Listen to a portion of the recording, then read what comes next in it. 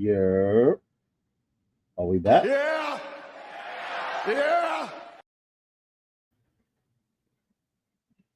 Beast Coast TV, episode 17. We are here. Let me talk to you. Been gone for a minute, now I'm back again. We are live. Beast Coast TV, episode 17. Just getting over a little sickness last week. Prior to that, just work been crazy. Chappelle in the building. What's good, bro? Helping coach my son's football team, so things are slowing down. And our guest tonight is blessing us with his presence. So much so, it was good. He's one of the first, another one of the first people I came across these YouTube streets. Shout out to Skinny. I met him in Skinny's chat. Um, Wealth of knowledge in the sneaker game. What's good, Area 13? He's a physical nightmare on IG, known to everyone in the sneaker world as Ron G. Welcome to the show. What's up, Barrett? What's up? What's good, bro? Pretty good, my man. We got Ron G in the bodega. We got him in the bodega, but we got Aki working on the chopped cheeses. Boy, I want a chopped cheese. I've been in New York so many times. I ain't never had a chopped cheese, bro. Ain't that crazy? Like it's big, but that was like my third thing. So like Right. whenever I go back home and my boy picked me up from the airport, I'm like, yo, I want a slice of pizza and a beef patty with cheese and cocoa bread. That's what I want when I go. I just go to Ray's Pizza every time because it's probably one of the most cheapest places you could eat down there, man. Everything else high. Oh yeah, it's crazy now. It's crazy now. I remember me. This was I want to say like 2013, 2012. My aunt passed away. Me and my brother went up there. Flocko in the building was good. Um, yo, my brother's like, yo, one slice is $7. I'm like, yeah, bro, it's crazy out here now. And that's 11 years ago. Dang. Yeah, I haven't been back home since 2019. It's probably $12 now, bro. I don't want to know. I'm good. I'm good. I, I'll just go eat at a nice restaurant, bro. I ain't gonna if I'm gonna spend that kind of money. That's it. Eat at Junior's somewhere. Uh oh. Is that Uh oh. down there? The bro in the building. What's good? He playboys at the bar watching the game. Yankee shit in the bed. Bobby watch the replay when I get home. My guy Matt for the win. Love you, bro. I ain't never battled, man. I was gonna battle him years ago. Probably was best that I didn't. You have to use every shoe you have, bro. That's it.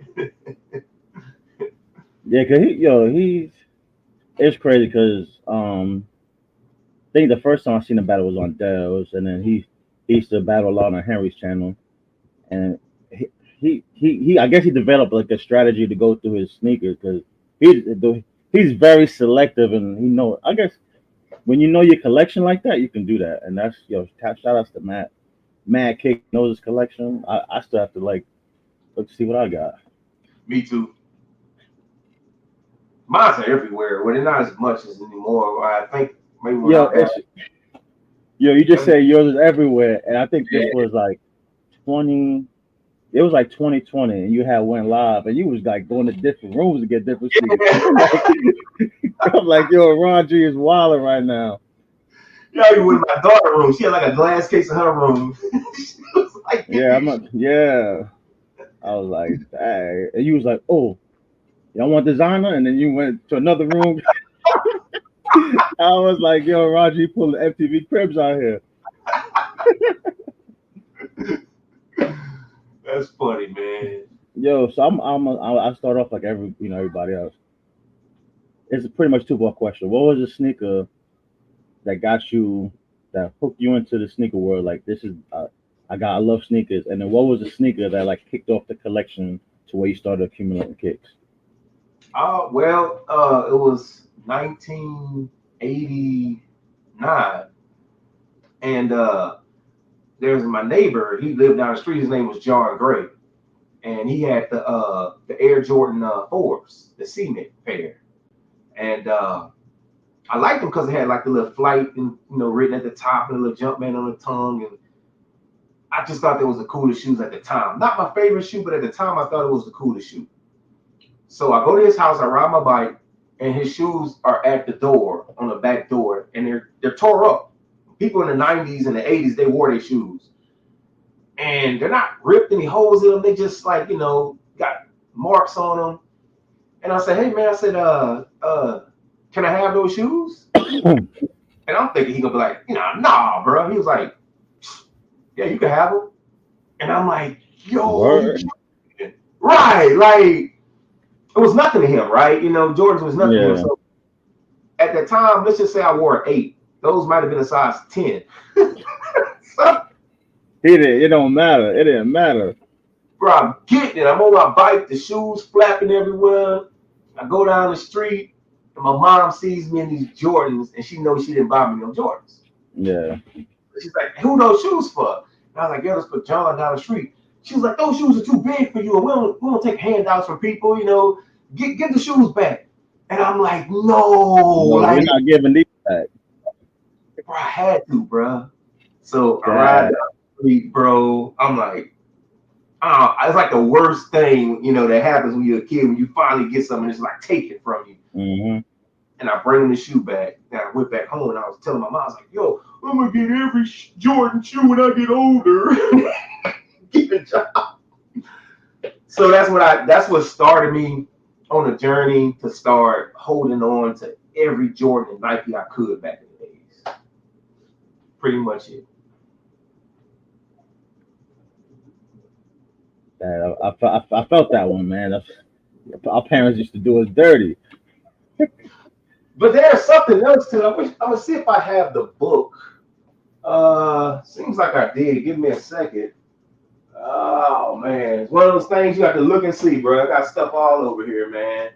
And I actually drew. Let me see if I have it up in here. Oh, I don't. But I actually drew like a lot of the drawings of the Air Jordan 7 when I was a kid. Because what happened was I saw the 6 and the 7. There was this kid in my school. He would get the Jordans before Jordan showed them on commercials. So back in the days, we didn't have the internet. There was no such thing. Yeah, you didn't see it till it was on TV or on the catalog. Yeah, that's it. So this guy got the Air Jordan Bugs Bunnies before Jordan showed the Air Jordan 7. Like they were real, And I would just sit in class and look at his shoes and just draw them. I thought I had the book somewhere, man. I have it somewhere, and I'm gonna probably find it when I get off. But I still kept the book where I drew all the shoe the whole entire time, and that was huge back in the days. The 6s and the 7s, and seeing Jordan. The good thing about when we were kids, and I don't know, how old are you? 41. Oh, we're the same. I'm 43. All right, so you remember, we only had one Jordan a year. Multiple colors, maybe 3, right? 3 colors. If you're lucky, yeah. So we were excited. We only saw the Jordans when the commercial came out. You know what I'm saying? It was more exciting. Because it was the home, the away, and then the All-Star colorway. That's it. Yeah. Maybe and then in the playoffs, you would see the sneaker that was coming out next year. Because he'd be wearing them. Yeah. Everybody wearing them. And he usually wear them up in game, one right off the playoffs. You know what I'm saying? Or you see Martin with the Jordans on, Will Smith on Fresh Prince of Bel-Air, and so that was cool. I think now you see so many shoes early, it ain't as exciting. Watered down. Big time watered down. Because like we were saying, I told you, like Grady always asks, like, yo, does anyone appreciate sneakers? Or like, he'd be like, yo, E, do you still appreciate sneakers and all your sneakers that you cop? And then like I told you, it's like, there's some that I wear a lot, and it's like, yo, I can, instead of wearing these twice a week, I can just wear something else. But I really like these. Like perfect. What's good, phone 509? So like the size 20 for 20 MX 95. Like I ended up buying 2 pairs of those because I used to wear one once a week to work. And then now I'm wearing the Blueprint MX once to work. That's it. You know what I'm saying? So it's like. Was that? Did you wear the double yet? The double up that shoe. Did you wear the double? No, not yet, not yet, not yet. I But don't think we need the double up. nah, I will though as much because like I'm starting to see wear on these because I've had them Oh, okay. a couple of years now. Yeah, so it's like at the rate these sneakers are coming out, you getting hundreds of Jordans a year. I can't believe like people on YouTube. Oh, this sneaker's coming out. I'm like, yo, this not it's not exciting anymore. It's Unless not. it's a unless it's a sneaker that I liked back in the day that I wasn't able to get, That's it. or I want to get again. That's it. So like I'm in this group chat and somebody posted the undefeated fours. They are nice, but I didn't have them back then, and I'm okay if I don't get them now because Hundred I'm percent. it's not a need for me. They're nice, and if I get them, I get them. If I don't, but I know that won't be a shoe I appreciate. You know what I mean? 100% agree with you. I feel the same way. We feel the same way. That undefeated fours was a magical shoe that I never saw the worth in. I don't know what's so great about them, but people like them. Yeah, I never Yes. really wanted them. You? Yeah, I never really wanted this. Was that It's was like that the first big like undefeated collab then? possibly so. Maybe that's the reason why. I Yeah, think the fact that people couldn't get them made them want to get them. yeah, Just like the Wu-Tang Dunks, they're cool, they're nice. I like Wu-Tang, one of the best rap groups of all time. But right, I didn't, I don't, I might buy this pair, but I didn't, yeah, I would pay 300 for a pair back in the day, yeah. Oh yeah, At facts. 25 grand, you know. Oh, let's backtrack. So we mentioned Martin and we mentioned Will Smith. You know someone who doesn't get credit for the crazy footwear they worn? Who? It's Seinfeld, bro. Seinfeld. Yes, indeed. Yo, forget what he's the crazy, plain Jane shirts and the plain jacket. Yep. What's Philly cheesecake in the building? What's good, bro? The Um, flight. yo, He do he had flights. he had the crazy footwear in those shows, bro. Yep. Yep. He sure did. Seinfeld and the little kid from Home Improvement. Yeah, yeah, yeah. And the other dude, remember the Monster Under the Bed movie back in the days? The green Monster Under the Bed? Ah, dang, what's that dude's name? He was on the Wonder Years. Oh man, forgot that guy's name. But Fred Savage. Fred Yeah, Savage. because his brother was Ben Savage. Yep. Yeah, yeah, yeah, yeah, yeah. Fred Savage had the red Air Jordan 3s on that movie, bro. He was Yep. throwing them in the basket, you know what I mean? That was cool. Oh, yep, yep. Tony Danza rocks fives in the opening credits of Who's the Boss. Yep. Oh yeah, Tony Danza has some heat on too now. I think he Yeah, won a lot of, yeah, but he had Jordan 5s too. yeah, yeah. And it's crazy Hell, because like we say, like we used to see the players rocking the sneakers. So that was, and they had commercials. Nike don't do commercials now. They get free advertising from everybody across YouTube and all different types of platforms, talking about new releases and all that. But like, be best in the building. What's going on? Um, yeah. So it's like seeing like, especially like the '90s was heavy.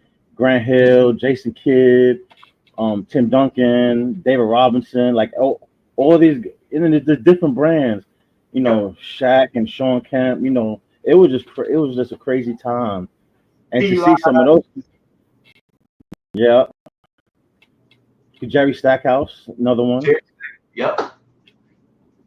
Cool. Do you Oh, think even the boxers, because Riddick Bowe had his own signature shoe with Fila. he sure did, bro?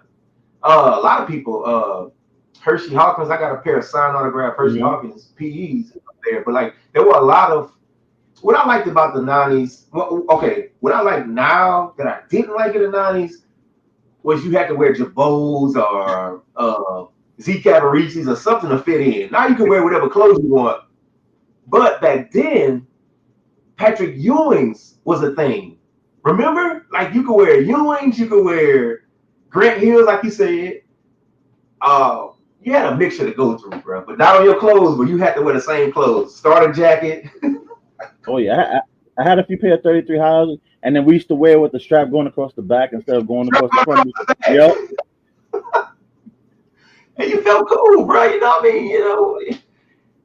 shout out to you and King out there, man. But not too many people wear Ewings no more. And they still look pretty cool. Not my thing, but Yeah. it was a I got a couple of pairs, and most of them are like Nick colorways. So that's like my little New York Knicks thing. Oh yeah, I like the Big Pun one that they Oh yeah. made. Yeah, that's pretty nice. I've been wanting to get the AZ pair, but I haven't pulled the trigger on it yet. Is it resale on them or is just they're out now? They still got some on the website. Oh. Yeah. Yeah, but I like the '90s era. I like the '90s era only because like I really feel like they was switching styles more often. Right now, we just started switching styles. Right, people just started rocking New Balance. New Balance been around for forever. Yeah. Because but there was the 574s that were out heavy back in the day. The 574, yeah. And the Troops, we had Troops, man. I don't know if y'all ever seen those in New York. Yeah. Some are like VIM will carry them.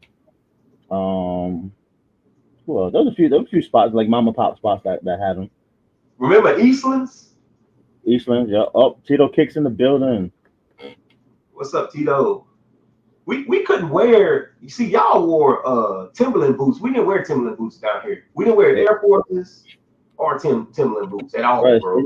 It's too hot out there to be wearing Timbs, bro. It's too hot to wear both of them big joints, bro. You know what I mean? We didn't have none of that, dude. I mean, it was a kind of like a Timberland era that came along, but it went away real quick, bro. Yeah. So when Mike Swift was good, so like, let me see, when you was able to start copping kicks, like how was it? I know it was different then compared to now, but like what were the spots you would go to copy sneakers back in the day? That a place called Sports Plus down here. Sports Plus used to have Jordans because Jordans didn't really sell out, and they never really sold out back in the days. You know it. I want to say the 12s was the first Jordan to ever sell out. And this is a crazy story. So the 11s, nobody liked the Concord 11s at first. They sat in stores for a while until the black and red version came out, and then people start buying the white Concords. Then the black ones. In the Columbias, they was wearing those to prom. I don't know which ones came out first, the Columbias or the black and red pairs, but the 11s didn't catch on, but the 12s. It's a funny story.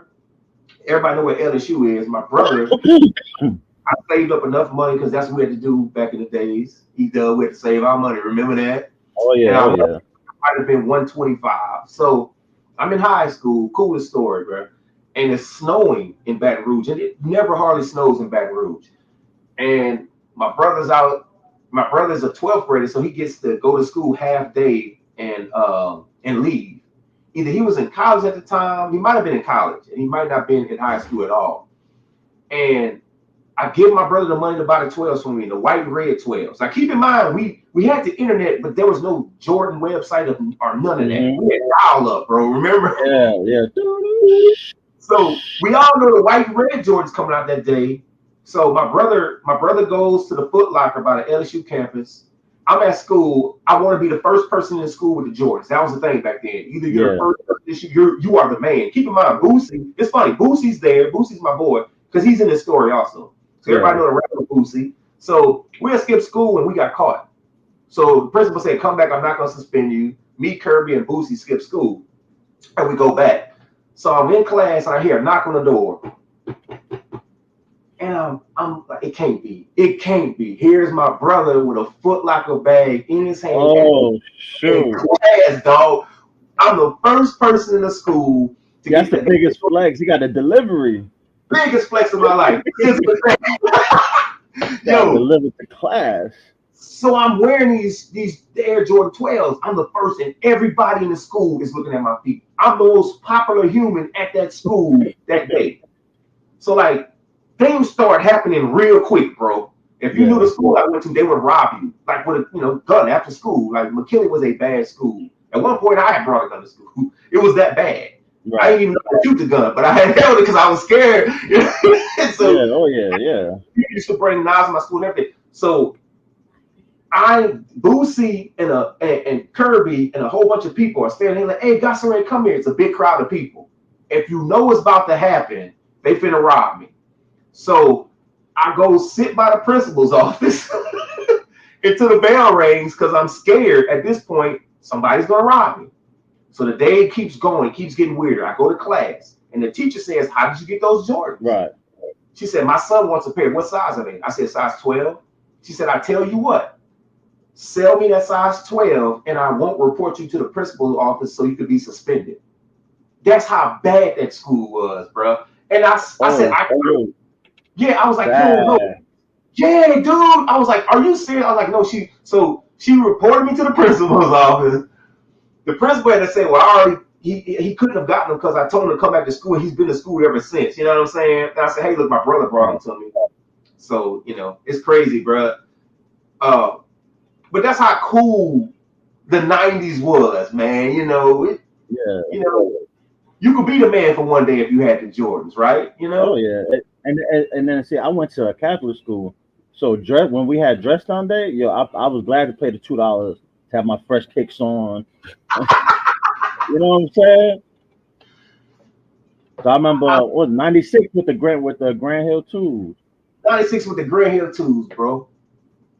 I remember I had the white and blue because the blue was patent leather, and then the diamond turf came out in the white and navy blue and maize color, and my younger brother had them.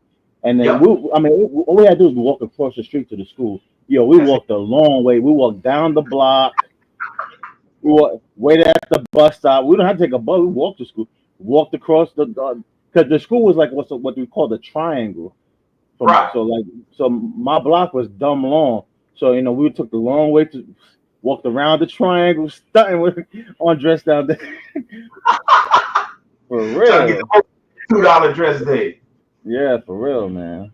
Those are the days, though. Those are good old days. They were good, bro. It's wholesome, and the funny thing about it is, man, we was just talking about it, kind of ties in together. When you got a shoe, you could still be cool for months because it wasn't no other shoe that was coming out for months. Yeah. You could flex that one shoe. Now it's the next week, dude, the next 3 days. And so the shoes are going so fast now, bro. We just like Fat Cat Greedy said, you can't ever take the time out to enjoy a shoe. Yeah. It's on to the next. Yeah, for real. So like even like the Grateful Dead SPs that came out, those are dope. Like shout out to Blue Tile, out in Colombia. So like I hit on the yellow pair and my nephew hit on the green pair. So and when you see somebody show it in a battle, for it to go like it's not as appreciated as it was and like just 4 years ago, it's like, yo, this is crazy because the shoe's fire. And I guess these, most of these people don't know like the Grateful Dead is like a band, right? Jerry Garcia, that's where Ben and Jerry's got the, Cherry Garcia ice cream. Like people don't know how all that stuff ties in, so I guess they don't know how to appreciate what the real meaning of that sneaker is or whatever. You know what I mean? Nobody cared about the bear pack back then as much as they swear they care about it today, bro. Like when the mama bears, the papa bears, and the baby bears came out, they weren't like, they were regular. They were there at the shop. They didn't sell out like that. You know what I mean? You can go get your pair and pick up. Not everybody was even buying them. What a big thing for furry shoes. So when that Grateful Dead came out, and the other shoe that just came out, the Birdies, those are special shoes, dude. And I definitely have most of the Grateful Deads, and I got a few pairs of the Birdies because those are the SBs later in life. People are gonna come back and be like, yo, I wish I had that SB. Yeah. Grateful Dead. The difference is they're not going on sale for $50 and $60 no more. Man, remember SBs was like $40, $30, like at the Nike, dude. Come on, bro. Yeah, shout out to Zaya. Zaya's capitalizing on that, bro. You want to hear a funny story about Zaya, bro? Y'all want to hear a funny story, bro? Shout out to Zaya. Hey, so at the time, I got a YouTube channel. I had way more subscribers than Zaya, DJ Dells, all these people, because I had a car channel. and it wasn't that many people doing car stuff on YouTube. I had a 300 ZX wide body, and so yeah, I had turbos, twin turbos, and the Fair Lady Z. So I'm doing videos, 360p videos. Remember them 360p, bro? And I'm doing videos, and I think I want to say Zaya might have been between Zaya, this dude named Franelations, and DJ Dale, or what was the other guy named Sneaker Geeks. One of them was the first YouTuber I saw that actually reviewed the shoe. It might have been Dale's, and I see this and I'm like, yo, they actually have people reviewing it. Like, people care about shoes like I do. I didn't know it existed, bro. Yeah. Like, I didn't know people had that many shoes like I did. So, like, I remember Zaya had the Bill Cosby joints, and I had never seen the Huxtables, yeah. Remember? So I was like, yo, like at that point, the Huxtables were going for like I think 1,000 or something, which was a lot of money back in the days for a sneaker. They were like one of the more higher priced SBs. So I was like, yo, this dude's got the Huxtables. So he had multiple pairs, right? He had multiple pairs. Multiple pairs, and like I think Zaya give himself credit. He was definitely he can use this to fire back at me one day, but he he was definitely one of my favorite YouTubers back in the day. I'm not gonna lie, and I don't think he gets the respect because he was the first dude I seen doing events. He was at all these events. Every event, yeah. He was traveling, bro. And he was the one who was going to the outlets and doing all these videos. Nobody was doing that at that time. And this dude had SBs, and I didn't even know nobody with, except for Friend Relations, right? And so I went to Florida, me and my wife. We didn't have kids at the time. And I went to Orlando, and I'm at an outlet. And guess who you think I see up in that outlet, bro? Hey, Compton. Yeah. And a girl, I forgot the girl name, Katie, I think, back in the days, Katie, something like that. They up in the store, and they looked like they were mad at each other about the shoe. It was real funny, so I was hesitant to walk to them.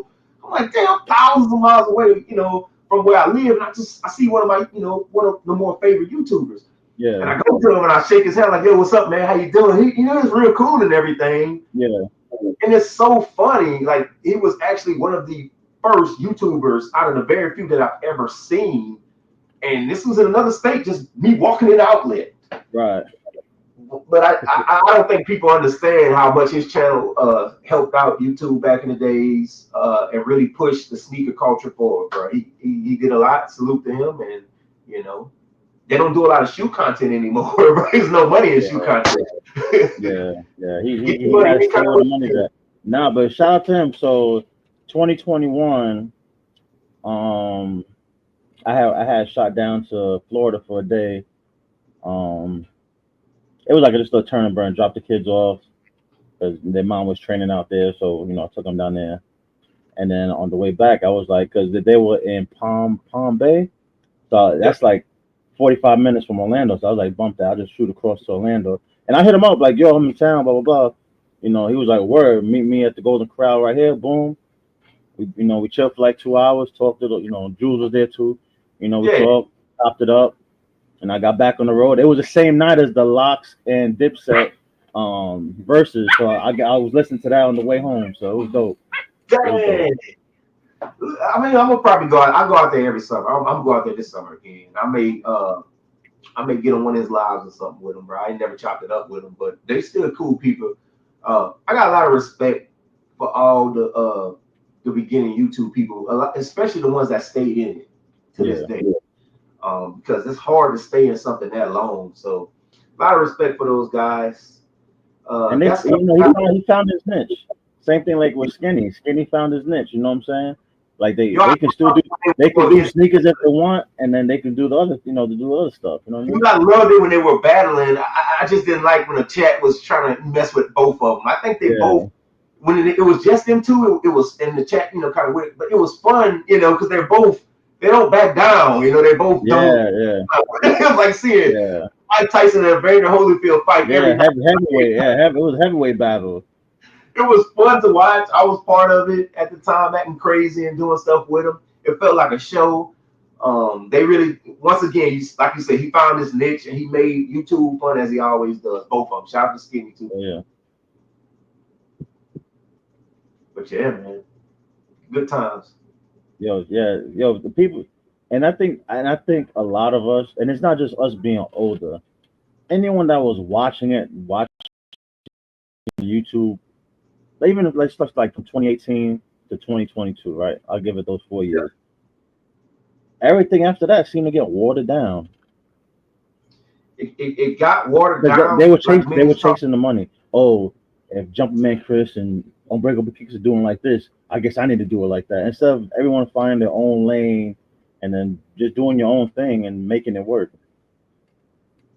For the sake of me not causing any mess, I'm not gonna point out names, but it was certain people when they came into the scene, they made it work out. But I won't say, like you said, I won't. But based on what you said, yes, there was just people following a cutout. Yeah, As in back in the days, everybody was doing their own niche. Like I was telling you before the show, man, this is real funny, bro. So in YouTube back then, you had Tony Two Wild was known as Rep Man something, and Bullet, Bullet, like I was telling him before, so we're cool. All of us were cool, and I didn't know Tony as well at all. But I was real cool with Bull because China was sending us 10 to 15 reps for free a week.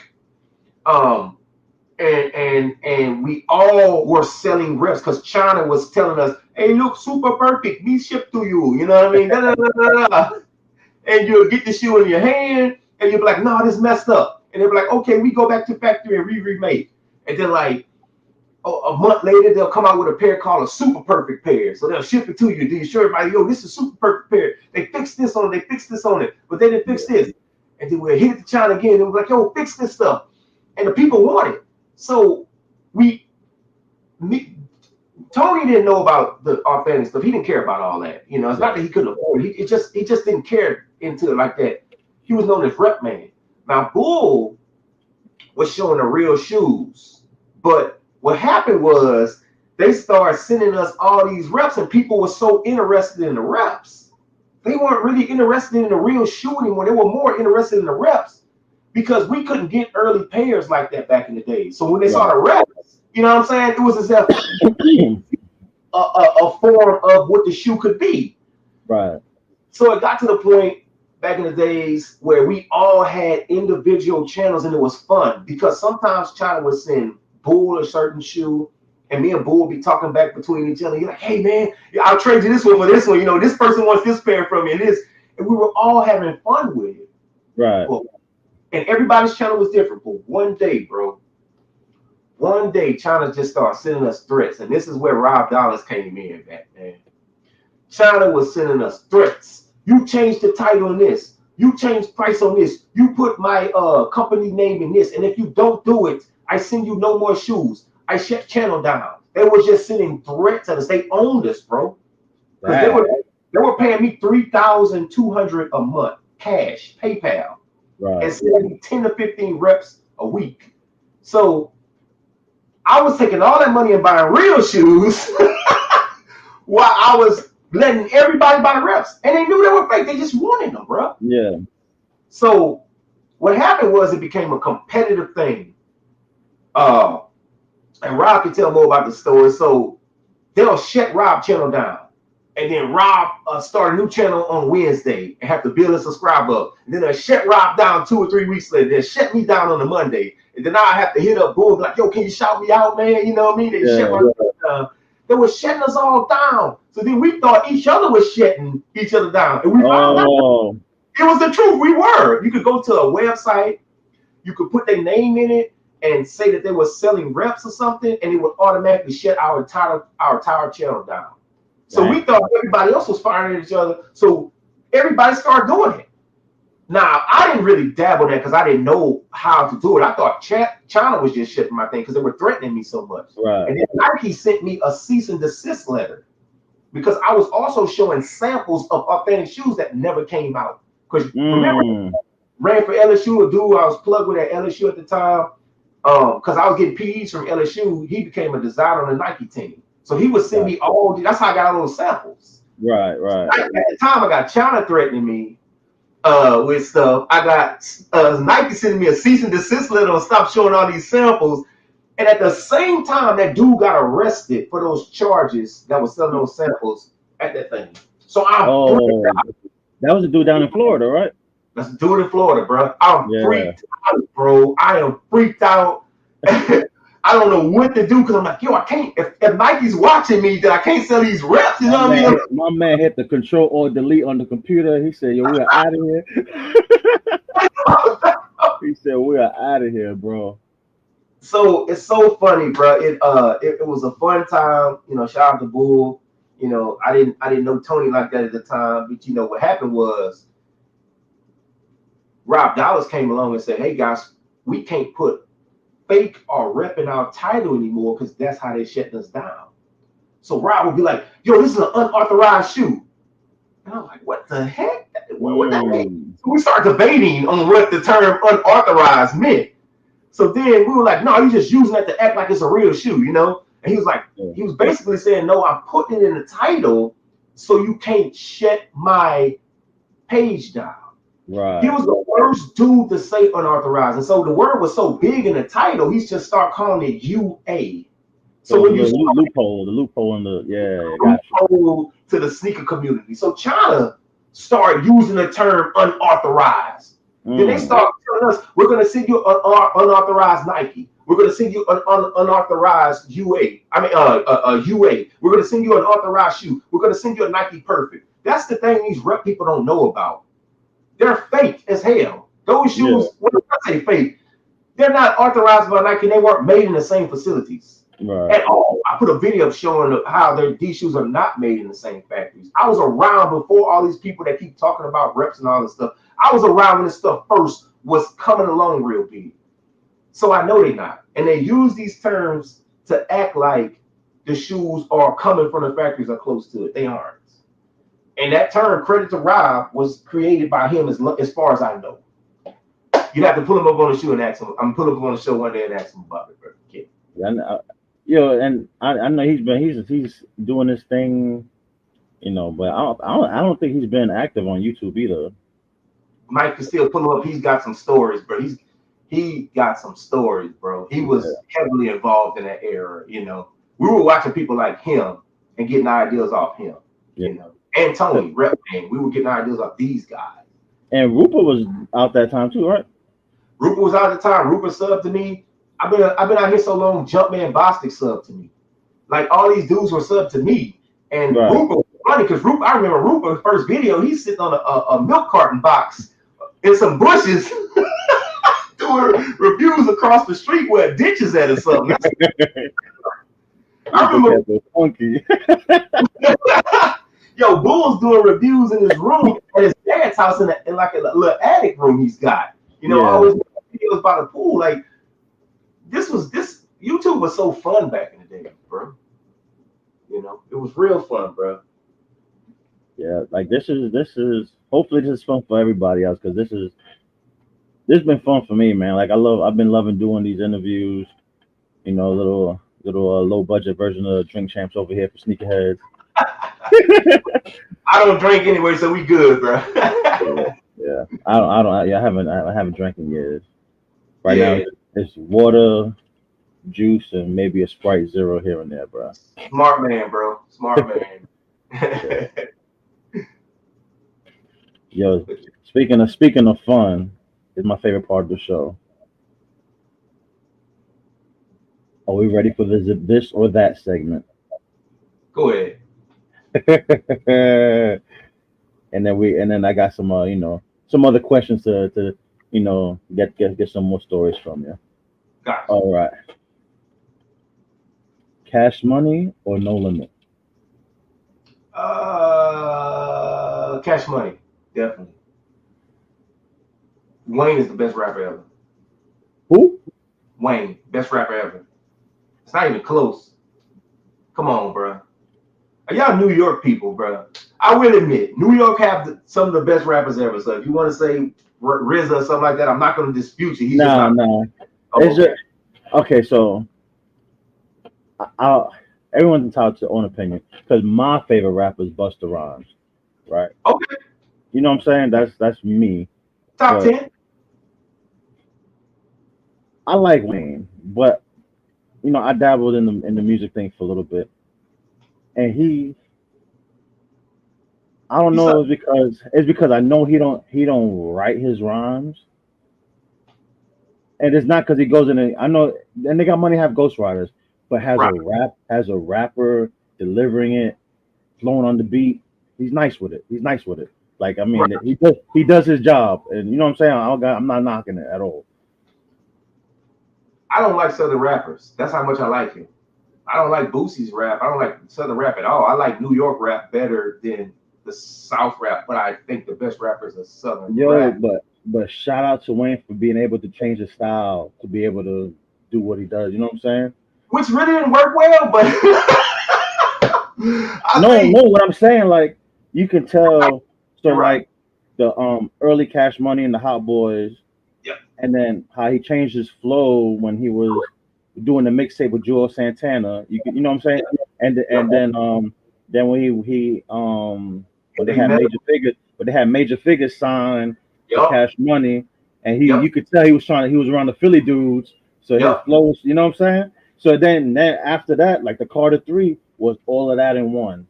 You I know don't what I like mean? them because me and the dude that's in jail, God, I forgot his name. C Murder. We're playing See Murder. basketball. We're playing back. C Murder and y'all live in Baton Rouge at the country club. And then we all played ball at this place called Ketchum's. Okay. And when he would come in, the security guard would wait at the door and we would shoot ball. And he would ball hog the hell out of the ball. Keep in mind, this dude is 6 foot, like 4 or something, 5, and we're kids. And I'm like 16 or 17. So he keeps shooting the ball. And I'm like, hey, bro, could you pass the ball? The dude took the ball and threw it and hit me in the face. And he's very skinny. And I wasn't scared of him at all at the time. I was skinny Yeah. too, but I used to like to fight a lot. I used to have a lot of fights at school. So I'm ready to come up and fight this dude. His big security guard runs full speed at me, and everybody immediately grabs and pulls me back because they know I'm going to get my butt whooped. Yeah.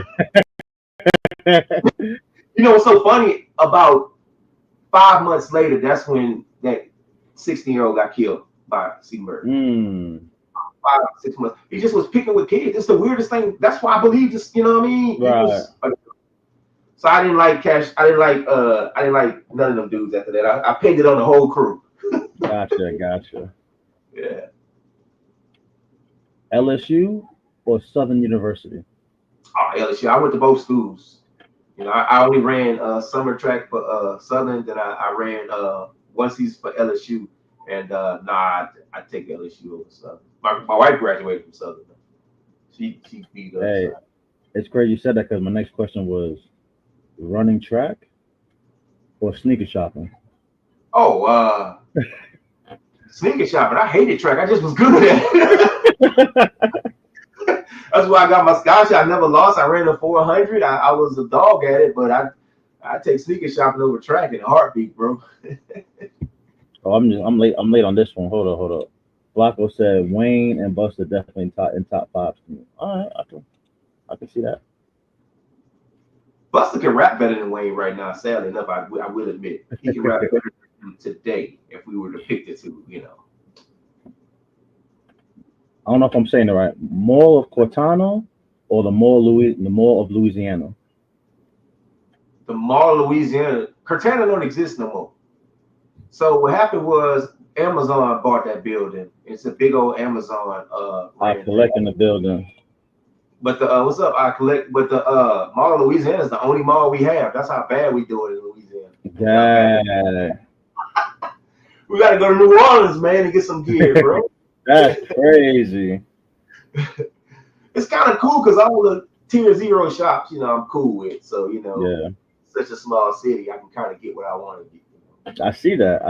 I'll be watching the streets. You know what Oh I'm yeah, bro. Yeah, bro. We good over here. Anything you need, bro, just let me know, bro. saying? Sneaker politics or lavish lifestyle? I'll tell you a story. Sneaker politics, they're totally different, so it's hard to answer that one. Lavish lifestyle. I helped the guys, get a lot of customers in, but they've also gave me a lot of PEs and cool stuff. So we've got a good relationship. I know the guys very well. They know I got their back on things, and they probably have my back too on things too. So the relationship is a little bit different. As for politics, The workers are really good. It's a great shop, and the owner is just fantastic.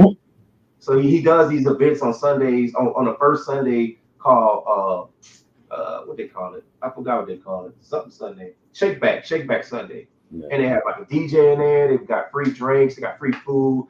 And that's a chance where we can win Travis's or, those cool shoes. So Right. two different experiences. I can't choose either one of them. They're both great, bro. Both great. I'll let you slide with that one. Yeah, because I messed with the sneakers up with that one. He was like, "Yo, how you know about them?" Hey, how you know about lavish life, dude? I'm in tune with the streets, bruh. Yeah. Hey, look, I introduced Mike Rich to Lavish. I got them two working together, man. That's how good, Yeah. Oh yeah. Ruckus or humidity? Oh, Ruckus, all the way, bro. I don't even think I've ever been to Humidity in New Orleans, bro. Ruckus Skateboard Shop is ran by a new manager dude, and this dude is phenomenal, bro. The customer service over there is you walk into the store, hey, what do you need? Hey, what's up, man? How you doing, bro? It's never I'm ignoring you, bro. Right. I love Ruckus, man. Shout out to them, bro. Great shop. Who has the better food, Baton Rouge or New Orleans? New Orleans, bro. So New Orleans. Keep in mind, I've been all over the state. Like y'all food in New York, where you was from, South Carolina with the barbecue, y'all not touching New Orleans. But New Orleans food is so good, that's why I moved back to here, bro. You know what I mean? It's everything in New Orleans is I think New Orleans is one of the best cities I've ever visited in my entire life. It's like 45 minutes away, man. And dude, you just gonna have a great time every time you go there. It's one of the best places. That's what Zion can't get up off the ground no more, bro. For real. He need to go to another team, bro. Yeah, he need to get out of here quick, bro. Who got some bad food out there, man? That's where you need to go. Gumbo or seafood boils? I know a lot of people like seafood boils. I'll probably take gumbo over seafood boils. I don't like crawfish that much. I don't dislike it. I just see too much of it. Boiled shrimp and all that. People love it, but I'll take the gumbo with no sausage. Chimes or Paranes? Pirates was good. They recently did some crazy stuff, bro. The owner was actually there when they stormed the Capitol, bro. So Shoot. So I stopped going there for a while. It was weird, but the food they don't put no seasoning in because now the world wants to be more appealing to people, for everybody. So they can't put a lot of seasoning in the food. So it used to be good. You said Pirates and who else? Chime. Nah, they both suck, bro. To be honest with you, I think Pirates. They both not that. Yo, it's crazy because I was watching some reviews on them, and it's like, yo, you don't see no brothers doing reviews on them. It was like, not Chimes. You ain't gonna see too many folks in Chimes. You now Pirates. In fact, I had Pirates 2 weeks ago, and Paranes had like alligator. And yeah, I'm like, yo, turtle soup. I'm like, yo.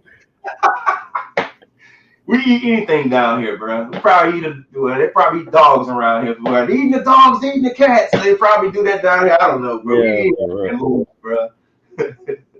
if we could throw it on the grill or smoker, it's going down. That's it, bro. That's it. Reebok or Adidas?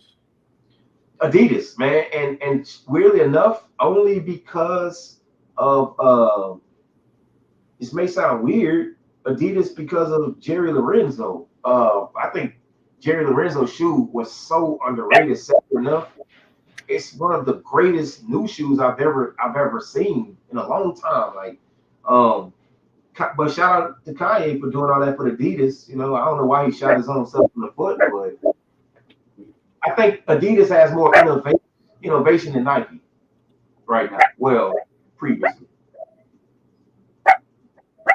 You see what I said? Something about eating dogs like your dog barking, yeah, bro. King, relax. King. Come on. It's funny. New Balance or Asics? Asics. Shout out to Matt for the win. I never heard Matt start pulling them bad boys out. Shout out to Matt for the win. And I like the Asics where they got like the split in the tongue. You Oh, know, did you like threes? Gel like threes. A lot of people like them, but I like those. I think it's pretty cool. They're comfortable and they make some cool colorways. Oh, yeah, I don't like them. I got a lot of those. You got some. Hey, do you have ASIC Kanos? Nah, but whatchamacallit, I think Comfortable. what's his name? Sneaker Connoisseurs told me about those. They comfortable, Yeah. dude. I gave me a pair for free, and That crazy. Hey, the way you're saying it is the same way he said it too. Like exactly the same. Like the comfort is crazy. Yeah. Comfort's crazy, Yeah. bro. Like I don't know what they did to that shoe, bro, but it's comfortable, bro. Off-White or Supreme? Oh, Off-White, definitely. Supreme don't fit me. Like I have yet to buy something. I gave my shirt to Skinny. I had a Mary J. Blige shirt. Skinny was like, "Dang, I ain't hit on it back in the day." I was like, "Yo, dude, you can have mine for free. It ain't gonna fit me. I don't even know why I bought it." And they actually fit him, which is weird because I thought he was bigger than me. So He's just tall. He's just mad tall. He's mad tall. oh, okay. Yeah, no, I love Off-White. Some of it. I don't like the new stuff. Ama Manier or Travis Scott collabs? Travis Scott. Travis Scott got best. I don't even like Air Jordan 1s, but Travis Scott has the best. Besides the Chicago, Travis Scott Air Jordan 1s, low tops they're great. I love them. I got all of them. I love every single one of them. Especially the yellow and blue ones that everybody hates. The Canaries. I like them. The Canaries are going to be like the Olive Nines, bro. When the Olive Nines first came out in 1993, people hated them because they were so much different from the other colorways. But the Canary is going to be one that sticks out, bro. And then down the line, years and years and years, people are going to be like, oh, man, those were cool. Yeah, watch them come out. Watch them come out with a Laney 1 low, and the YouTubers going to be like, the poor man's Canary 1. That's it. You called it. You own to something. The poor man. There you go. That's what they're gonna say. I think that's one of the phrases I hate the most. Yo, poor man's this, poor man. I'm like, yo, every sneaker retails almost the same price, so you can't base rich or poor based off a resale price. You know what I mean? But ain't nobody rich no more wearing 2000 shit, bro. Like that's a lot of that stuff I quit wearing, bro. I'm being real with you. The last expensive shoes I wore was the Swarovski crystal cactus plant dunks. I wore them and everybody went crazy, right? I felt like when I walk with my boys, it's cool, but when I'm just walking by myself, they're shining and glittering, like, you know what I mean? And I'm like, yo, I hope the people that don't know about this shoe might think I'm a little bit. Man got the bedazzled kicks, yo. Oh. Yo, I'm like, yo, I got some $7,000 shoes on that's making me look a little like, yo, I'm not doing this no more, bro. I was like, I'm done with wearing the expensive shoes, bro. Samples or PEs?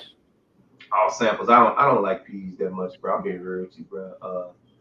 UBK kicks is probably worth, if they're real, that collection is probably worth a lot of money, bro. I still don't like too many of them in that collection. I just rather have the samples, bro. Jordan 1s or Jordan 11s? Oh man, you know what's crazy, bro?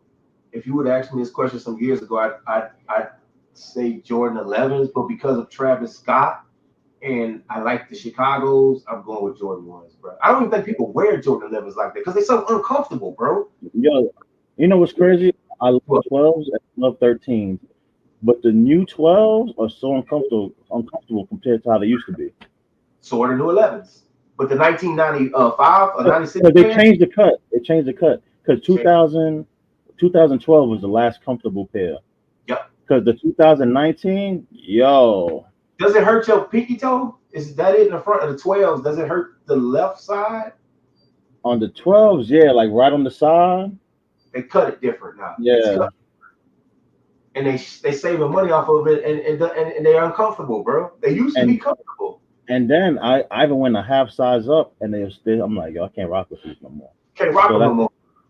So that's why I've been heavy on the New Balance 1500 wave. New Balance 1500 is one of my favorite shoes right now. Is that the ones with like they're like it's hard to explain. They got you said how what is the 50 The fif- 54? No, the 1500, the made in England joints.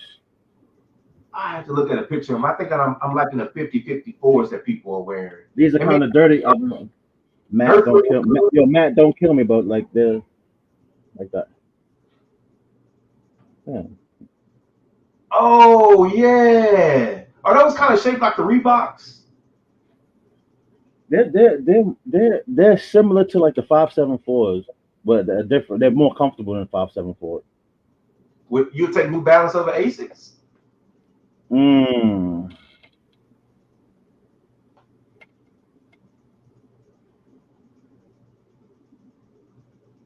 Mm. It depends which model. Yeah, but I'll probably give the edge to the New Balance right now because that's I I wear would them too. more than Oh, the kids are wearing the New Balance. People are wearing New Balance, dude. yeah. Like I said, the 50 54s, I think New Balance look better than any of the Asics out right now. I think that's what they are called. I could be wrong, but they look better than the rest of the Asics, any of the Asics. Flacco says he likes Saucony more than Asics. Oh, dog, y'all got some cappuccino Sauconys, bro. Them things are dope, bro. You see the cappuccino joints, huh? Yeah, I like them. One of my favorite Sauconys that I have. Well, the best one is the Skeletor one, but I think that was Skeletor, huh? Yeah, yeah. yeah.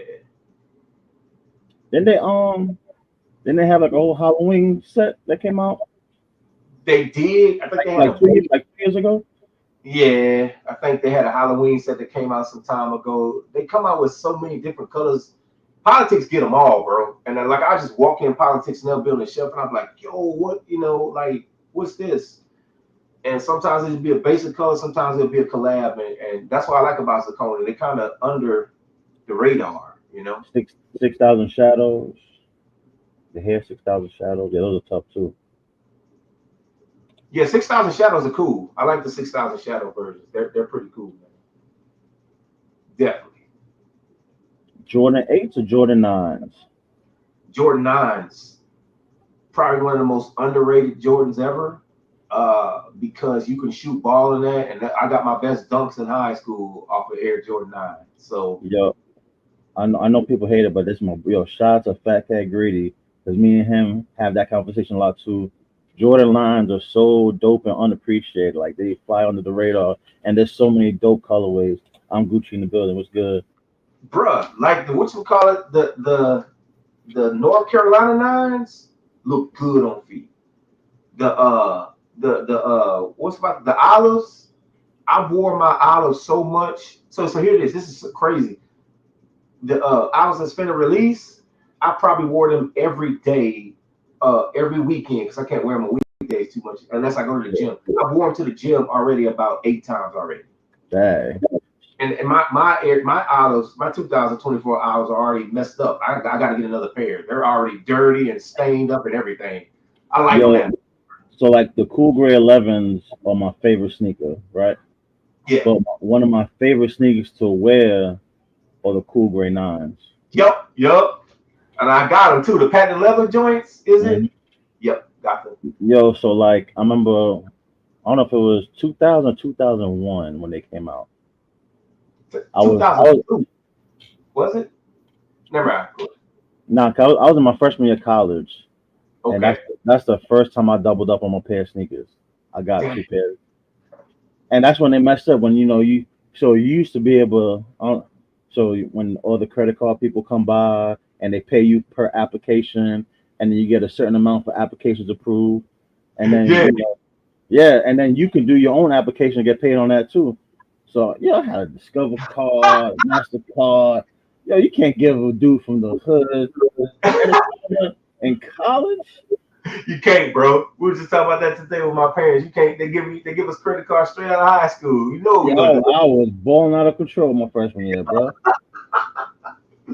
Know what we're gonna do with it, bro. Couldn't tell me anything, bro. Had the Sean John hoodie, the Oh sweat, yeah, and full the set. cool gray nines. I was out there. I was looking good in the wintertime. It's crazy. Jordan 7s or Jordan 10s? Uh, the original sevens. The retros are terrible. Like the original 1992 versions are amazing, but they're terrible. If you was to ask me now, I take the retros of the 10 because they look better with the shape, but I'll take the originals of the 7. Was good, Perm. Depends what area. Yeah.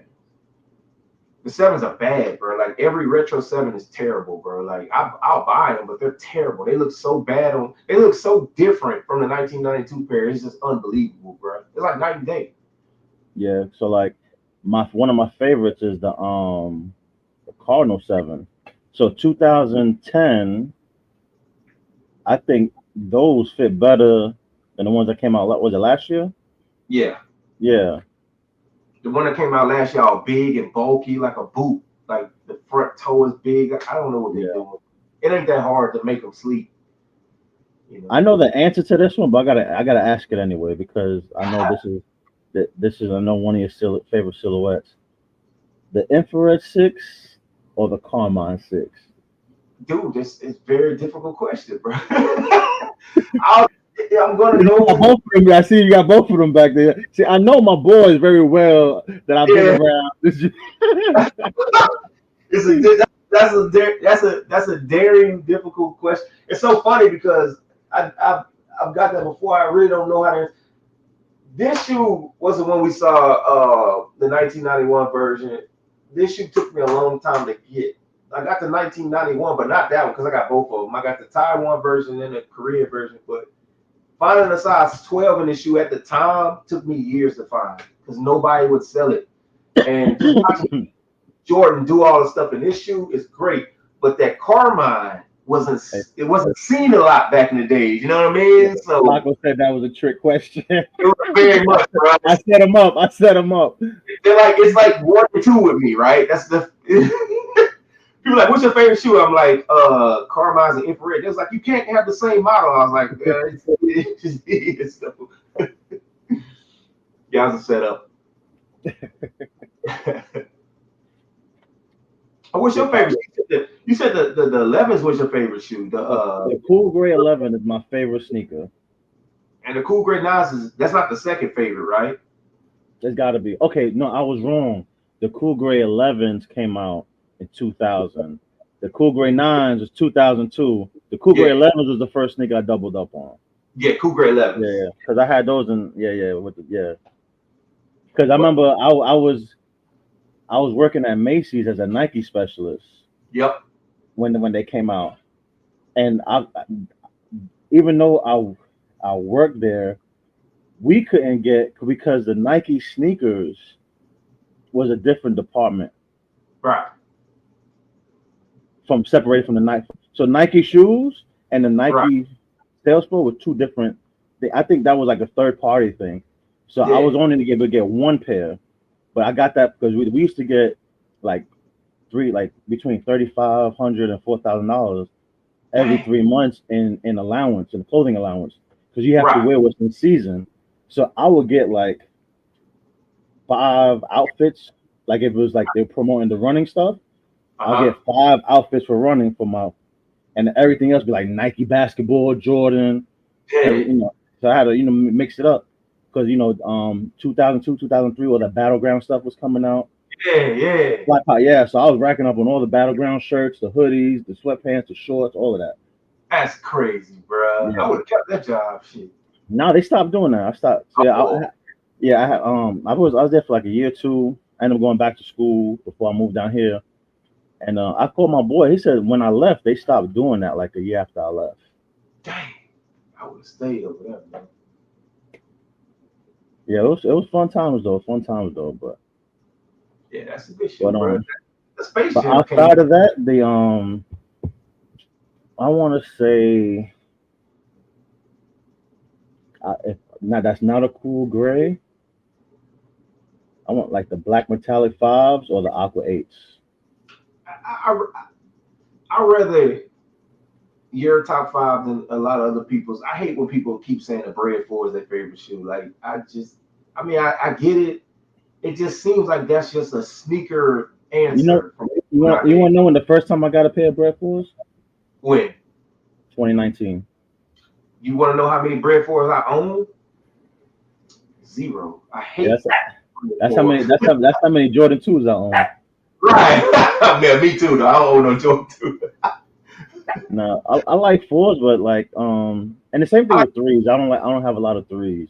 I like right. them certain colorways, and Yeah. and then I'm good on them. But Dude, I like the military fours. I got the seaman fours. I got the fire red fours. But I'm probably gonna buy the bread fours this time around if they change the toe. I just didn't like suede Air Jordans in the 80s. Nuba, bad, not, yeah, it was suede. I didn't care for the suede. I rather the leather. bad. You So know, he don't even like fours, and I don't nah, knock it. And I'm I not don't the go biggest fan of ones. I think I may have 15 pairs of ones, if that, of ones. if that. Nobody liked ones back in the days. I was buying 1985 Chicago ones off eBay for like $60. That's how I had almost a dead stock pair of the 1985 Chicago's. I had two pair of Chicago's I just sold in the last 6 or 7 months. I had one 1985 Royal. I had another 1985. Oh, the all white pair. It was beat. But I was buying these pairs off eBay for like $60 when eBay first came out. Yeah, Nobody was buying old shoes back in the days, but bro. You know? when like prior to 2013 or 2012, whenever they first started hitting with Kanye, those Yep. joints is at the outlets $40, $50. Show was, bro. Show was, bro. Show was. I don't get it. The thing changes. It changes so much, man. Storybook How beginning to old never were you, ending. Big Bird?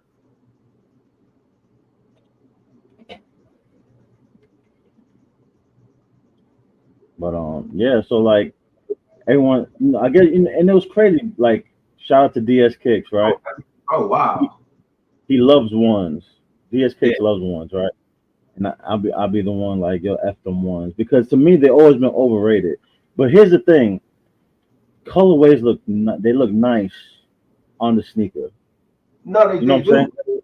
They do. But then when you wear them, it doesn't look the same. Like when you're looking down, like yo, this joint don't look the same. Like when you It's, hold them in the hand, so it's like I'm. it's another Air Jordan 1. That's why, because dude, look, the last pair that came out, the black and gold pair, and that blue pair that came out, that blue pair looked good. I forgot what Yeah, they yeah, the blue pair looked good, bro. They even those are changed. nice. Those are nice.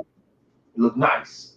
But you can get that shoe for like $119 now. I suggest people will buy it. What if here's a good question though. What if Air Jordan ones go back next year to being three, four, five, $600? We would feel real stupid not buying them right now though at Yeah, cheap prices these things going for, bro. yeah. But I think that boom's over with. Really, unless it's one of those, unless it's a collab, because they flooded that market like crazy a couple years ago. And but I say that about Jordan ones. People would love the Jordan ones because I'm the one that like I don't care what the colorway is on the 13. I'm probably gonna get it. I like 13s. You know what I'm saying? Like Yeah. so I don't really knock nobody like I gotta have that colorway. I'm just like hey I'll pass. And Yep. if you need me to help you cop, we can do it like that. It's So cool. I might need the alley oop on the 13s when they come out. You know what I'm Got you, bro. saying? They don't wear 13s down here. They wear 12s though. We call them the hood 12s. The hood wear Okay. 12s Yo, now. I think what the sneaker said that too. He Hood said that 12s, too. yo. It's a real thing, bro. You can get $300-$400 for 12s if you get them early down here, bro. Any color, you know. So a lot of people don't tell their secrets. Mm-hmm. You can go you can go around. But how does Ron G get sneakers earlier than everyone's favorite YouTubers, bruh? I'll put it to you like this, bro. I promise you, I could be one of the first person every week I on. know that. You don't gotta tell me. I know. I know. Like, If y'all don't know, you need to know now that Ron G does this. Like I can it's tell y'all stories, dude, of the stuff. You know how people talk about the Jordan? Yeah, I can't. I'm not gonna tell that because I'm cool with certain people that mess with Jordan son and stuff like that. I don't know that depth into it, but I know that those came out. Somebody told me you're about to get an email to get that shoe, the trophy room. And what happened was I just fell asleep that day and I missed the email. So my boy ended up telling me you're gonna get the email, you know what I mean, to get his. There's so much that goes on to this. The funny thing about it is this is what I hate. They have certain people that do this. You don't do it, but certain other people, you know, you'll see them doing it. If they got that early, it must be fake. Dude, these shoes are produced so far in advance. Yeah. I put it to you like this. All the sneaker shops got they black toe Air Jordan 1s. What happened was Nike does an audit. So they tell them, okay, we're gonna release these shoes this month. And then Nike come along and the sneaker stores don't know which shoe they're gonna do it with.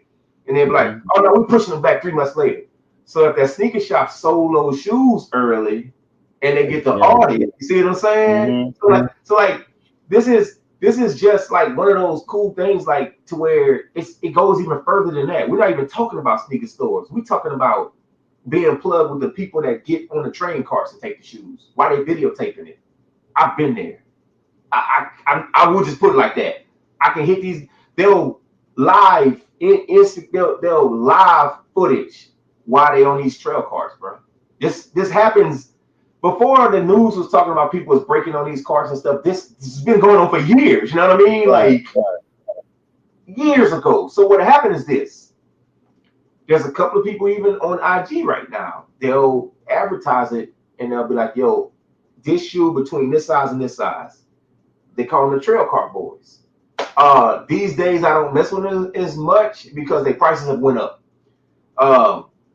There was a YouTuber, I'm not gonna say his name, he don't do YouTube videos anymore, but he messed with the trail car boys. And he got me plugged in with Benjamin Kicks and all of them, right? And another basketball player, son, and some other people. A lot of other people was in this group. I had to buy I got kicked out the group because I couldn't buy $20,000 worth of shoes at the time. They were telling me to stay in this group, you got to buy X amount, and we allocate all these shoes to all these people. I didn't have the people to sell the stuff to, so I got out that group. But Benjamin Kicks is still in that group and all this. They were selling us Ben & Jerry dunks at the time for $200, and we turned it down. We didn't know Ben & Jerry dunks were going to be that expensive. Yeah. You know what I mean? We're like, $200 for dunks? Oh, we're not paying that. So when they saw the Ben & Jerry's 2,000, they was like, oh my God, we're undercharging people. Yeah. So then they started going up on what they were charging. Yeah. Dude, the trail cart boys, they're gonna. You don't know how much I get these shoes for. We're not even talking about the sneaker shops that sell me the shoes early. And a lot of people are like, oh, you get them from Baton Rouge. No, you don't know that. The thing is, I'm plugged in with people way in Chicago. I'm plugged in with shops in Chicago. I'm plugged in with shops in New York. Okay, Tier Zero shops. These Tier Zero shops will sell you that stuff, you know, pretty early. And the cool thing about it is, if you have a good relationship with them, you can get the shoes early. Now they don't do that down here in Baton Rouge. You know what I'm saying? They don't really do that down here. But in New York and Chicago, they're 100%. Big time, yeah. Big time, bro. And no, I can get shoes. This is a funny story. You gotta hear this, bro. So the trail cart boys, bro. I'll show you proof of this. The trail cart boys took the fragment dunks, right? They took the fragment. I swear to God, true story. I can show you on my phone afterwards. I can show you proof now, but it just wouldn't show with the glare. The trail cart boys took a whole box, 2 boxes of fragment dunks. Now, people was like, this was at the time where the fragment dunks was selling for so much. The old fragment dunks, we thought that the new retro fragment dunks were going to be selling for thousands of dollars, right? I buy like 3 pairs, okay? I sell them on StockX, but what happened was we had the shoes so early, when I typed in fragment dunks, I ended up selling them under the old fragment dunks, okay? I sold them for $2,000 a piece. Now, you know, fragment dunks go for like $60 now, you know what I'm saying? Yeah. I sold them for $2,000 a piece. One was $1,900, one was $2,000, right? For the purple ones that came out, you know. StockX did not turn my shoe down or did not deny it. Because I'm thinking, oh man, we sold them under like the 2,000, like 1 pair. That was a black, white, and purple pair, right? Black, white, and purple pair, the retro pair. StockX took the shoes, okay? kept the shoes, paid me out my $4,000 something dollars or $1,900. I mean, not 4,000, $3,900. Okay. And the next day, that shoe was on Flight Club. The next day, they took StockX will take your shoes if you make a mistake, so they'll still pay you out. And I said, so I hit my boy up. My boy works at the one in Atlanta, the location in Atlanta. He told me that's exactly what they did, bro. They took my shoe, didn't send it back to me, paid me out, and sold it to Flight Club. Now, Flight Club got a serious messed up deal on that because that shoe go for about $60, $70 right now, bro. That's crazy. So we was getting shoes so early, we were selling them for big time money. I mean, I'm not gonna even lie to you. The phone posit jeans I just was selling, I made like $4,000 profit off that, just off the pairs, maybe 4,000 to 5,000, something around that range. I couldn't keep up. But people don't know how much I spend. Man, I had to pay $360 a pair. So I'm not gonna sell it for $400. I ain't making no money. You know what I'm saying, bro? You know? Yeah, I feel, yeah. Especially what retails $250. It's $250, bro. But yeah, you're paying over. If you're already paying over that, dude, it goes past that. When you go to your sneaker store on release day, you go into a Hibbett Sports or something, and you did all these raffles, right? And you won, right? But then you get there, Hibbett Sports say we don't have your size. Do you know why they don't have your size? Because the FedEx dude took a whole box and sold each pair of Jordans for $60. Every size up in there, $60 a piece. They do it every day, bro. This is nothing. This is stuff that's done. Theft on shoes happens every single day, bro. I'm not saying I buy them because I don't, but I'm just trying to give a window into the dark side. Because so like I said, when I left Macy's, I went and worked for Finish Line. Yep. At the school, at the when I went back upstate to New York. I went to SUNY Albany in upstate New York, and I worked at the Finish Line at Cross Gates Mall, which I think is like the second or third largest mall in the United States or whatever. Yep. And so that's when I learned. Hold up, hella lace in the building. What's going on? So that's when I learned that Nike doesn't send Finish Line the product. All that stuff's allocated from the factories, and the factories send it to the distribution centers, and then the distribution centers send it. So they'll send it to the Finish Line distribution center, and then they'll just sort the pairs out that way. It's just the smaller stores like a Snipes or something like that, where FedEx will send them the pairs, or Hibbett's or something like 100%. That. Correct. You know what I'm saying? So I used to see the China tags on it, and then it was it'll say. It don't say the factory; it just say China or wherever, or Vietnam, or wherever, and then distribution center. Little sticker thing. Shoot, this little yeah. Do you know when the Chicago ones came out? I went to the shop. I drove to the shop, and he shut the shop down early for me. And he was like, "Yo, I got all my Chicago's in," and I was like, "Yo, so I want my pair for retail." And he was like, "Okay, you can have your pair for retail if you buy every single pair in the store." Somebody was with me that day, and they could attest to the store because I took a picture. You see the video in my car. I'm taking a video of every box I have. Yeah. Those boxes were direct boxes, like you said, from the place. And I kept the boxes at the time just to prove to people that all my shoes are authentic. I've never been caught with a fake selling it for authentic. I've never been caught. And I only stick with the same people, bro. I don't outsource. Like, you've ever heard that term before? I'm always with the same people. But bro, that day, I want to say I spent like $28,000 on Chicago ones, bro. I had to go to the bank.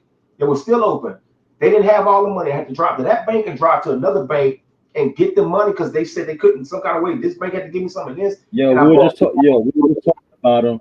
We got Mr. Skinny TV in the building. Oh, that's my dog. Man. We were just talking about you. You got to rewind from the beginning, bro. Yeah. What's up, Skinny? Skinny's my boy, man. We were just talking, Skinny, how we talking about how you made YouTube some good times, bro. Some real good times. I should have had the Michelinas apple juice. Bro, the night that dude fell asleep, me and my wife was just like going crazy laughing. Like we laughed the whole night. It was like, man, this dude's still asleep.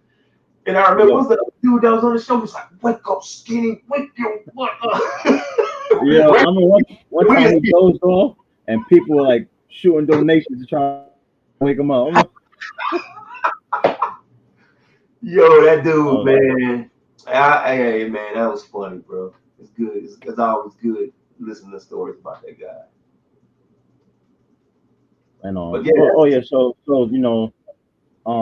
and that's when 2003 I was in finish line when black the black and red pair of Air Veers came out, and I was like, yo, what?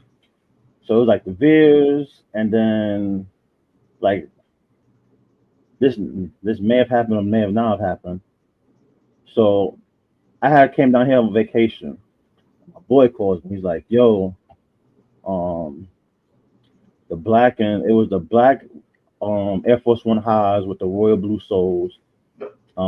We got into like the Priest Holmes jersey, the Tim Duncan when they started bringing out the collegiate jerseys. The Tim Duncan and Larry Bird, the yep. Michigan State one, the Wake Forest Tim Duncan, the Chiefs Priest Holmes.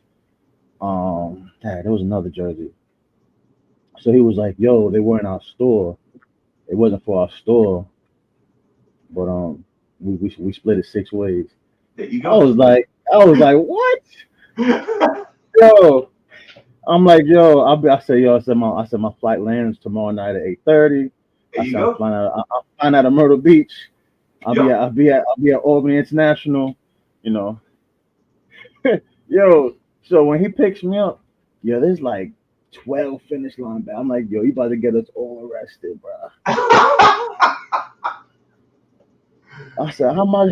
I said, yo, yo, and I had a small apartment. Yo, my closet was mad small, and Right. I had like half my clothes from when I was working. I was just working in Macy's Sport in the Nike department. Right. So I was like, dang. Y'all had a pair of the Air Max Deluxe. It was all gray with the Oh, great. like the magenta bubble at the bottom. Oh yeah. Yeah, Dude, I'm telling you, bro. Like, they looked out for me, but then I'm, they suspended all of us because I don't know why they suspended all of us. So I was like, yo, I wasn't here. I was on vacation. I was in South Carolina enjoying my Thanksgiving with my family. So it was like right. me and a couple of my boys, we were able to come back, and then after that, 2 years later, I ended up moving down here. I just that's funny stories, bro. And I just don't Yeah, think. You know, the funny thing about it is, bro, people will sit back and talk about like reselling and all this stuff. I did. I was one of them. I hated resellers. I still don't like them that much. You know what I'm saying? Even though I'm starting to be, I just got my LLC and stuff, and I've kind of been pumping the resale thing a little harder than what I was. But I would tell you the funny thing about it is, if you build relationships, they just keep building every year, yeah, bro. And eventually, see. Hey, I will tell you one thing, E-Dub. The best thing about my world now is I don't ever have to worry about getting a shoe. I might have to pay, you know what I'm saying? yeah. Never have to Not worry about it. yo, these dudes joking on my lighting. Yo, Flago say E1 got that heaven lighting, and then Terms like he looks like he's on the T-shirt. He's like E1 on the next Supreme T. Hey, he looks like one of them old rapper videos with the faded out Yeah. background. No Yo, limit. I had to switch it up because Danny, who else you said? Danny, that was Danny. Danny was the main one. There was like three of them told me I looked like I was in the break room when I had the computer the other way facing the wall, so I just Right. turned it around and just built out the background because my son likes to run back and forth and got the doors going crazy. It looked like about to be in a more. I keep selling more shoes. I ain't gonna have nothing on that shelf behind me, bro. I'm he doing just something. gonna have, he just gonna have the cases in a book. Case of two books, bro. In a plant, bro. What are those right there to your right? These the Swarovski crystal sample joints. Uh, it's so funny. This dude got pissed at me. I wish I could show my DMs, but Swarovski crystals, and it's got T-Pay name Oh on. shoot! They samples right there. But this is size 12, my size. This is T-Pain size, and I told him I got his shoe. So the dude asked me, so he hit me up. He did hit me back. He was like, so how'd you get my shoe? And I was like, well, you don't need to be worried about how I got it. You know what I mean? Like, Yeah. do you want it? You know? I was like, look, I bought it for this, and I'll sell it to you for this. And he was like, I'm not paying that for send me my shoe. I was like, dude, who the hell you think? You know what I'm Yeah, saying? for real. You don't pay no bills over here. That's it, bro. I'm like, it ain't your shoe. I didn't take it from your house. You never saw it. You know, there's a lot of celebrity sample shoes that I've gotten over the years, and the only person I got into it with was him and Kobe Bryant's wife. Oh And this wow. Kobe Bryant was living, and the snakeskin highs with the inside with the what's called the EX, XI, whatever it was. Those are the real high ones. Yeah, the boxing looking shoes. So Yeah. Vanessa wore them on IG. She was the first one to show them. She showed them before Kobe, and everybody was like, "Whoa, those need to come out." So I hit her in the DMs when she didn't hardly have nobody sub to her because Kobe was alive. She wasn't a nobody, but you know what I'm saying. She had Yes. like 19,000 subscribers at the time. You know, she Yeah. was Kobe's wife. Just because that was yeah. So I hit her up. I was like, yo, my pair looks different from, I got the look-see sample. And I had the look-see sample with the tags on it. I was like, yo, look at mine. Mine's got this on the tongue. Yours has this. Mine's got this on the side. Yours has this. My scaling is different. She was like, how'd you get those shoes? And I was like, somebody gave them to me. And she was like, I'm reporting you to Nike and all this and that. I'm like, what? I was like, look, if you would have just asked me for the shoe, I would have I hit you up because I was going to give it to you for free. You know what I mean? Because you was talking about how you had something to do with the creation of this shoe. So I was going to give it to you for free. She was acting so stupid. I was like, I just quit talking to her. Last thing she said, she was going to report me to Nike. How you going to report me? Like, what you think I did? Walk up in they sample factory and took the shoe out? Like, it doesn't matter how I got it. Yeah, it's my shoe. I ended up selling that shoe to a dude after Kobe died for like $8,000 something. It was only one shoe. Oh sure. Yeah, and he bought it like an idiot. Stupid. I got it for free. Yeah, but yeah, that's you got those fanatics out there. So. Oh, dude, celebs are the worst, bro. Oh, you see, J Tips hit me up. You know who J Tips is? Mm-hmm. I'm at Sneaker Politics. We're on Shake Back Sunday. And you know how I show sometimes little snippets of what they have. They're not buy the shoes, bro. It's an example of what we can win the right to buy. So we can't pick it up to release day. You know what I'm saying? Yeah. I didn't even have the J Tips early, so I don't know. So dude hits me up, J Tip hit me up and says, "What's up, man?" I'm like, "Hey, yo, what's up?" He was like, "Hey, how'd you get my shoe early? Who's selling it?" I was like, "Nobody's selling your shoe. I'm at a sneaker, store, and they're just showing the shoe because we have the right to buy, but we can't pick it up to release date." And he was like, "Well, tell me what store it is." And I was like, "I don't have to tell you anything." Straight up. That's what I put, bro. Because it doesn't matter because they're not selling it, but why are you being a referee, bro? And I thought it was so stupid of him. So then I hit him back. I'm like, "Yo, can you send me a shoe?" Yeah. He left me on scene. At that point. Yeah, like once you send me the shoe, so I don't gotta pay for it. Thank you, bro. I mean, you taking the time to talk to me, bro. Send me a size. Send me a link. Send me a link to buy size 12. I just, told you nothing was going on. He said he left me on scene, homie. So, believe it or not, with my 2,000 subscribers, I'll have some crazy interactions. I only got 2,000 subscribers on IG, but when I post stuff, somebody would tag somebody, and I'll get the craziest reaction. And that's how it happened. DJ Dale's tagged J Tips, and then that's how he hit me up. It was so fun, bro. I was like, well, yeah. That's why I don't tag people too much. Sometimes I do, sometimes I don't. I get in trouble when I do. Somebody just keeps. It doesn't go like it should, like showing love or whatever. All of a sudden becomes something else. I promise you, bro. You said it best. But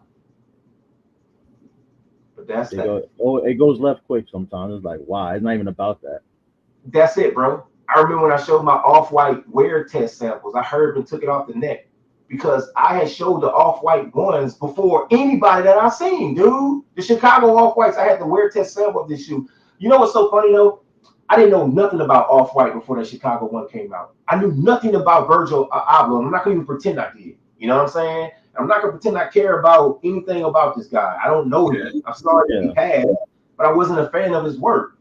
When I saw the Chicago ones, I thought they were crazy looking. They looked different. I did not think those were gonna be $1,000 shoes. You know what I mean? Mm-hmm.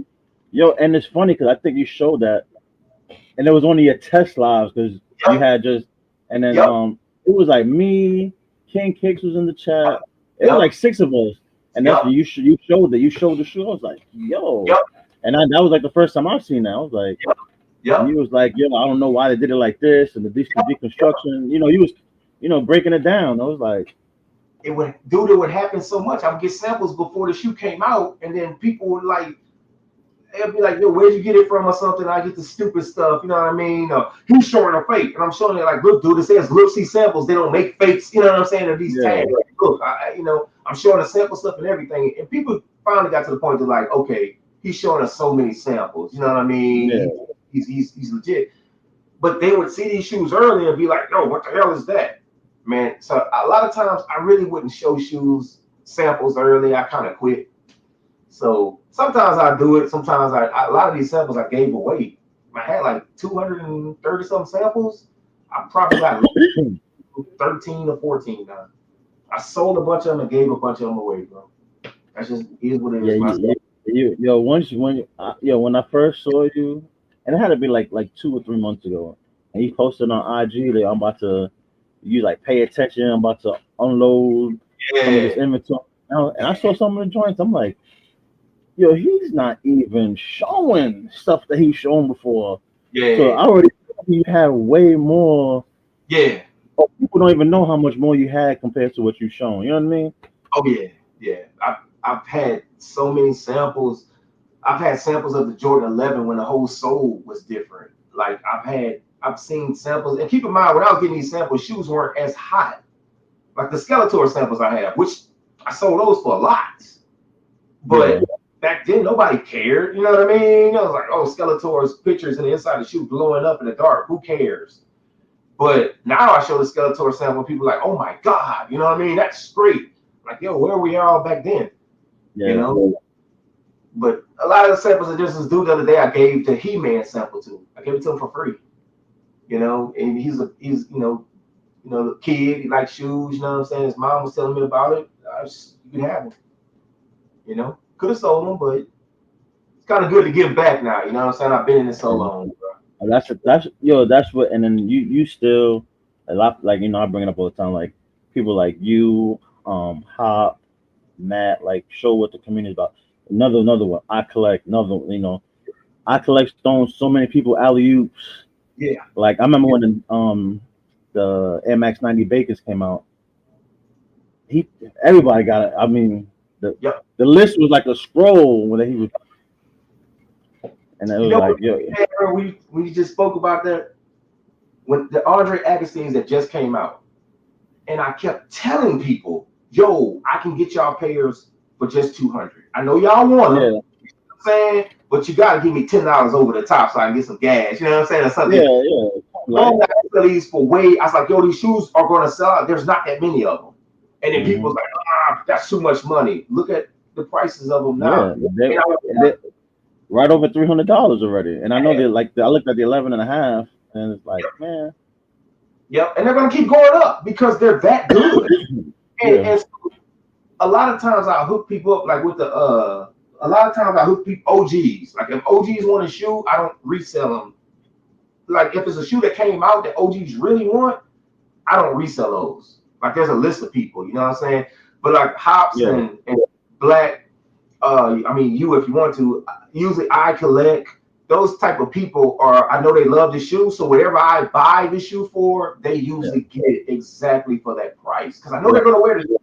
You know what I'm saying? But what makes me mad is when resellers want to buy from me. I don't like selling to resellers, bro, because I can make money, you idiot. Why would I give it to you? You know what I'm saying? right, If exactly, anything, I want to gift the shoe to the guy who wants to wear it. And usually I can work with him on a price if we've been knowing each other for years. I say, okay, I right, bought it for 260. I'll give it to you 260. You pay me the shipping. You don't even have to pay me for the box. And I'll yeah, send you. Just shout me out on IG. And so you're right about that, bro. I collect and hit me up sometimes. He'd be like, "Yo, I got this Air Force or something." He would do it. You know what I mean? Hey, Yeah, it's yeah, here you want it. You know, and that's what I love about the sneaker game. I do it to him still to this day. Yo, you need this Air Force? You need this? You know, yeah. that's the But beauty about it's few and far between. But that's why I appreciate like people. I collect even Bane. What do you say? If you have to ask your friends for extra, then they're not your friends. And if you have to explain why you asking for extra, that should tell you a lot. Just saying That's it. respectfully. That's fact. That's fact. Yeah, yeah. I'll also agree with that. You know, Yeah. I agree with it. Oh, Yeah, so like when the Cougar 11s came out, um, so I collect was want to get them for his girl, but my younger brother hit on the size that he couldn't pick up. So me and him look alike. So I just showed my ID over what. And it went through because the girl at the store knew him, and yeah. I sent those to him. So I'm gonna tell as you the many. cool thing. But I didn't mean to cut you off, but it's on my thought. I just really want to talk about this. I collect never asked me about a price ever. And here's the reason why. With me and him, he knows we both love tennis shoes. When I ship I collect those foam posite pairs, I made sure I collect got a pair where the strap wasn't torn. And like we was talking about, I showed Yeah, him. In fact, I took the straps off when I shipped it to him and tucked the straps under the shoe because I knew he was an avid collector and he wanted his box to be in first class condition. The good thing about buying from resellers is we saw the shoe's condition. If I know you and I got two pairs of shoes and one got glue stains all over it, which one you think you'll get? You're gonna get the better pair. The eBay dude gonna get the shoe stain pair. You know what I'm yeah, saying? The StockX dude that bought it from me, he's gonna get that pair. So the good thing about this is like there are shoes out there that look so bad, bro, that we literally go through them and give the best pairs to our friends. We do it yeah. all the time. We just don't talk about it. You know what I mean? But So like I collect hit. So like he got the eBay Top Star, and you have to get us on the releases you get. So I think he had the olive Travis sixes, and they were size 10, and whoever I don't know who got them for him, but he didn't hit nobody or break nobody's neck for it. It's just whatever he got it for us. You know what I'm saying? that's it. There's nothing wrong with that, bro. Now I ain't gonna lie though. If it's an olive Air Jordan 1, I don't care if you my brother. I resold a shoe to my daughter the other day. she's 17. Yo, look. I hit on so many pairs of the Verdes. My daughter has so many shoes, bro. And I'm talking about my daughter got band ones. My daughter got what you call the Chicago ones, the orange ones, the shatter backboards. Yeah. They look like they've been shattered. They don't take care of their shoes, so I got the Verdes. I said, look at these. She put them on her foot. I said, I'll tell you what, I can sell this shoe for $400. I'm going to sell it to you for $200. You ain't buying it from me for retail. She started laughing. I said, but this is what I'm going to do for you. When you want to sell them back to me, I'm going to give you $200 for them no matter what condition they're in. And that's what I told her. I'm trying to teach her that have some value for something. Right. I know I can take that birdie used one day and sell it for 300. And Oh yeah. sell it for two, right? You know what I mean? So I'll do that with my kids. Do you really want it? And if you do, you do that. But when you want to sell it back to me, and I'll buy it from you. I But tried I to ain't. kidnap people for a pair of shoes. Dag, babe. Damn, dog, kidnap your dog, bro. And, yeah, what they do in Harlem stays in Harlem. Right. Now, them Harlem boys different, man. Yeah, I love Harlem though. I like Harlem better than it's so funny when I'm leaving Times Square and going to Harlem and they say Central Park. You think of a park being a little park until you drive past Central Park and you realize it's separating Times Square from Harlem, bro. You're like, Yeah, this is a pretty much. long street. And then it separates the east from the west, and then Yeah, up and downtown. Yeah. you thinking you can walk there? I'm like, babe, we can walk there. We can walk to Harlem. I'm like, nah, we wasn't gonna make it. You can walk through that park if you want to at the wrong time of night. Bro, it get dangerous at night, man. Yeah. So But like yeah. when I was in Harlem, I was in Columbus and Amsterdam. 110 between Columbus and Amsterdam, Cathedral Park Tower. That's where I was from. Oh, And cool. yeah, You saw Dapper Dan and everybody out there, huh? Good old But days. We had some good times out there. And oh then yeah, parents separated, end up in the Lower East Side. So I got cool with like I don't know if y'all heard True Life. yeah, I heard the name before. I don't know if that's the He same yeah one. he was signed to who he signed to first? I don't know. And then he ended up lastly before he got locked up again, he was signed to Rock Nation. I don't know where he's at now. But that was like the only one. But he He was a he he was the one in those Smack DVDs. Him and the dudes from oh yeah, that's right. Perm on it. Future. He signed the Future after recently. Yeah. hey, hold on one Free second, bro. They bands, got free somebody- bands, yeah, free bands. Hey, hold on one second. They got somebody at the door. Uh, look at Perm. What you know about you life, bruh?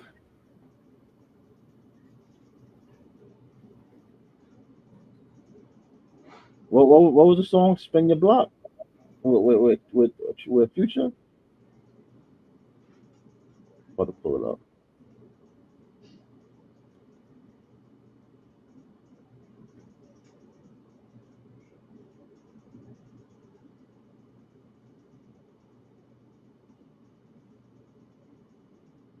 Yeah, the Walking on Water album was with free bands. That is correct, sir.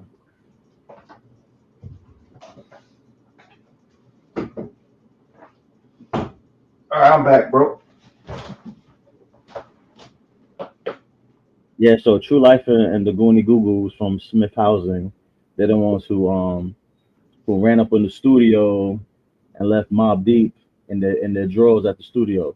And Dang, yeah, that was them. That was them. Yeah. that's So crazy. yeah. So what it was, I forgot what the movie was, but True Life, yeah, spin the block. You know, Yo, I low heard. key, Perm knows his music, bro.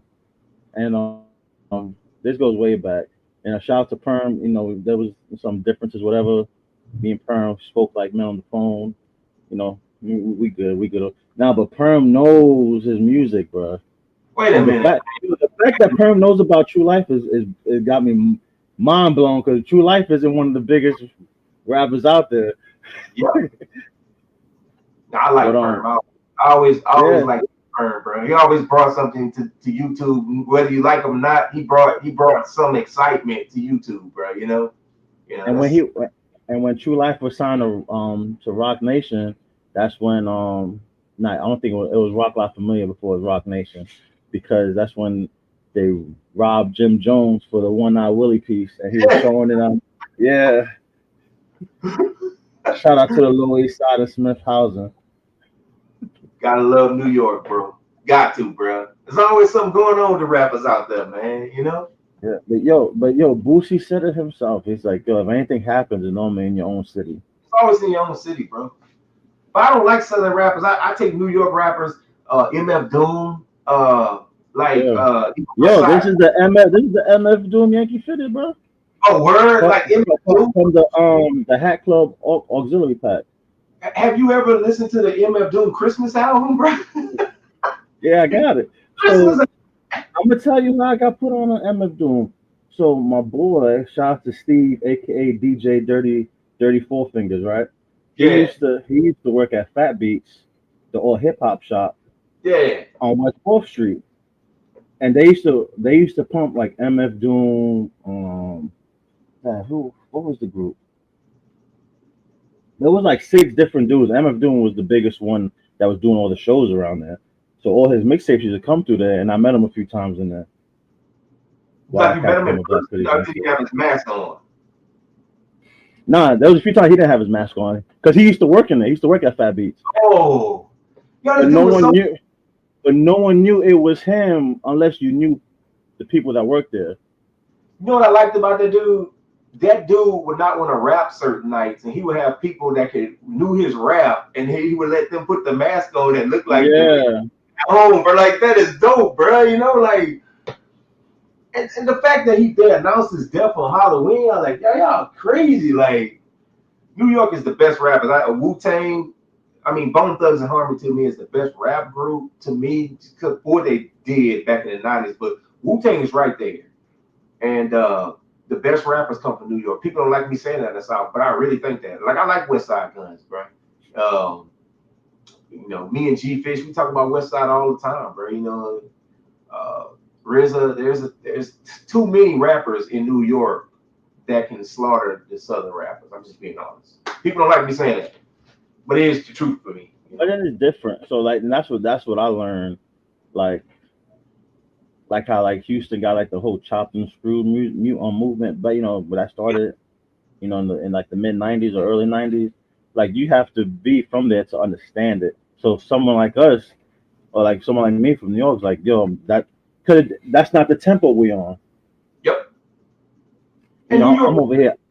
I want to throw in Busta Rhymes, tear the roof off, and hit I-95. You know what I'm saying? that's it. But they're actually talking about something in New York. They have wordplay. They like Wu Tang can make a whole song without cussing. But in the Yeah. South, it's hoes, bees, you know what I mean? It's just drugs, kill you. But I can listen to Wu Tang and they're saying words I've never heard before. You know what I'm saying? And so the wordplay was always better in New York to me, man. Because if you can make a whole rap without cussing, your wordplay is serious. You know what I'm saying, bro? Yeah. Was And, it? Is it Rakim that never cursed in his music? oh, yeah, dude, Rocket. Yeah. New York is flooded, dude. They're flooded. Southern rappers, they just got the better beats to me down here in the South. You could say anything down here and make a song, But If the beat doesn't drop, they're not rocking with it over here. and, oh, word. That's Y'all how got, it is. Like, I mean, that's how it is. Like, I learned that when 'cause I've been down here for a while.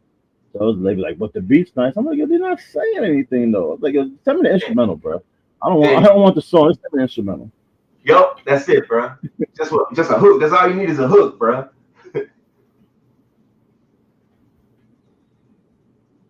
You ready to give these people a show, bro? Yeah, man. You know what? It was funny. I'll tell you, a lot of people might like. I have collabs like crazy. I sold a lot of my shoes, so my top 12 would have been different a year ago. Like I would have a lot of samples I own would have been in my top 12. Okay, but if we talk about like the top 12 shoes that I have that over the years since I've been collecting that I thought was the coolest, that's how I'm gonna do it. Yeah. The But coolest shoe. but a lot of us, and I mean, I don't know if you're the same, but like, I can ask you your favorite 10 today, and then in 2 weeks, if I ask you for your favorite 10, will they still be the same? That's it. The last five I showed will never change. But you're right. The first, whatever may change, bro. Yeah. But for what it did to me, I'll say I'll go through the ones for what I think it did. It did to me over the course of the sneakers years. All So right. if you're ready, bro, I got you, bro. I'm gonna about to hit the dirty dozen. It's on you. Let's do Floor's it. So yours. I'm gonna. I don't like LeBron at all. I like him off the court. I think LeBron's a very good player, but for what this sneaker did to the community, and this sneaker did to the world, there were so many colorways that came off this shoe, this color pattern. I think the South Beach Eights is definitely one of the top shoes for the sneaker culture. It was a hard shoe to get back in the days. At first, it wasn't, and then when people recognized how great it was, it became a tough shoe to get. So retro in this shoe, Nike did. I think they did a good job with it. It's the best LeBron ever to me, and it's one of the best innovative looking Nikes over the years that stuck. So this will be probably in one of the last places. One of the shoes that I think was crazy to me that a lot of people don't respect. I love Pharrells. I have like 30 pairs of the Pharrells. Okay, Hey, this remember how they used to go crazy for those and oh, reset the people spending $2,000 or $3,000 for them, bro? bro, I got those. I got the NERDs. I got the original yellow ones, right? The original yellows that came out. Yeah, yeah. But this is my favorite color because it just, the fly, the net, I don't call it fly. Flyknit. They don't call it fly. I don't know what they call it. But I just like the earth and the symbolic of it. And these are comfortable because they use the trail sole. The other one had the flat soles. When they did the trail Yeah, sole, yeah. yeah, I love these. So Pharrell, for what he did to the community, it's pretty good. Rock those with a Coogee sweater. dude, I'm gonna throw y'all off all together for what my favorite shoes are. And even if I had the rest of my collection, a lot of these would still be in it. This is crazy. You don't ever hear me talk about this. But this shoe, the whole thing is, you can't see it. The whole thing is glittery, sparkly, like crazy. It looks like a bowling ball. But this is the Gucci Glitter Bambi. This was one of the, when I went to Vegas with my wife, I bought her a pair of these, and I have every color of them now also. This is one of my favorite designer shoes of all time. What's crazy is that's the pair you said you want to see designer, and that's the pair you showed us. That's the pair, right? this this thing hit like a boat. You just can't see it off the video, but if you ever saw it in person, some of you may have. This shoe is the craziest. And I got the red pair, I got the gold pair, I got all of them. All right, to kick back off that, this is why I don't wear Air Jordan 1s a lot. This was a hot shoe back in the days. People wore them like what's the Joe Geiger, and all these people wore this shoe back in the days. They modeled this shoe after the Air Jordan 1. Comes with dust bags. The retail on this pair is $785. I paid $785 for these shoes. They ain't but like there's less than I think 100 pairs of these made. This ain't the regular blue one. This is the metallic, half skin, half lamb skin Saint Laurent high, SL high. Now, this was modeled after the original 1985 Air Jordan 1s, the top. So the actual cut of it is that of a 1985. But look at the sleek toe. This is one of the best. I've worn this shoe over 60,000 times, and look at it. It's still barely creased. Yeah, it don't crease, dude. This is real leather, and this is why I don't wear Air Jordan 1s. You could probably buy not this one, but the and regular. you can see like the cushion around the ankle. Yep, dude, they're amazing, bro. Like this is why I don't care for Air Jordan 1s because of this shoe, bro. It's way better than the Air Jordan 1. So we'll go along, and I'll say this is a shoe that nobody hardly sees. This is a shoe that came back way back in the days. Nobody talked about it. This is the Oscar the Grouch SBs. Yo, those are tough. This is made after a strand of weed. Nobody talks about it. After hash and Oscar the Grouch, they called it. It was hash and something else. That was a strand of two or three strand of weeds together, and they call it Oscar the Grouch. This whole thing is fuzzy. I've only seen one person show me those. Only one person, and that's you. And you showing them again. Good. I'm telling you, I'm gonna go dig through the crates because I gotta find that live because we was on there for like 2.5 hours, and you bringing me back right now, bro. Dude, if you want to see a lot of shoes that I had, go see DJ Me Battle I Collect Kicks. I was there. I was battling for like 4 or 5 hours. And dude, shoes. Like RT handed it to me like nobody else, but me and I Collect went toe to toe, but it was fun. But we both did it just to show a lot of shoes, bro.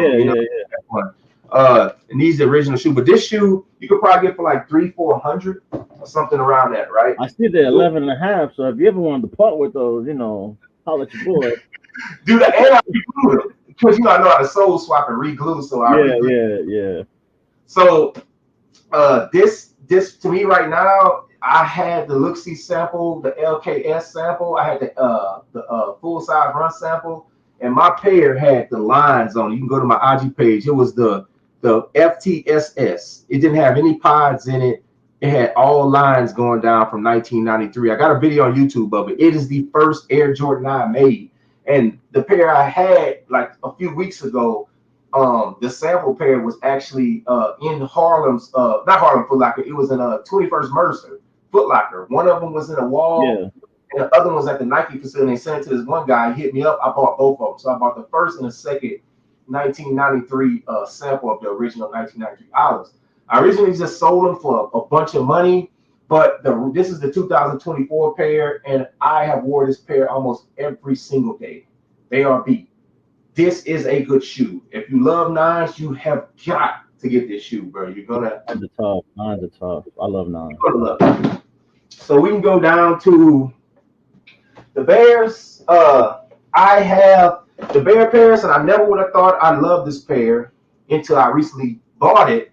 And when I bought it, I soul swapped it with a green bottom. Fat Cat Greedy gonna be mad. He's gonna want to see it.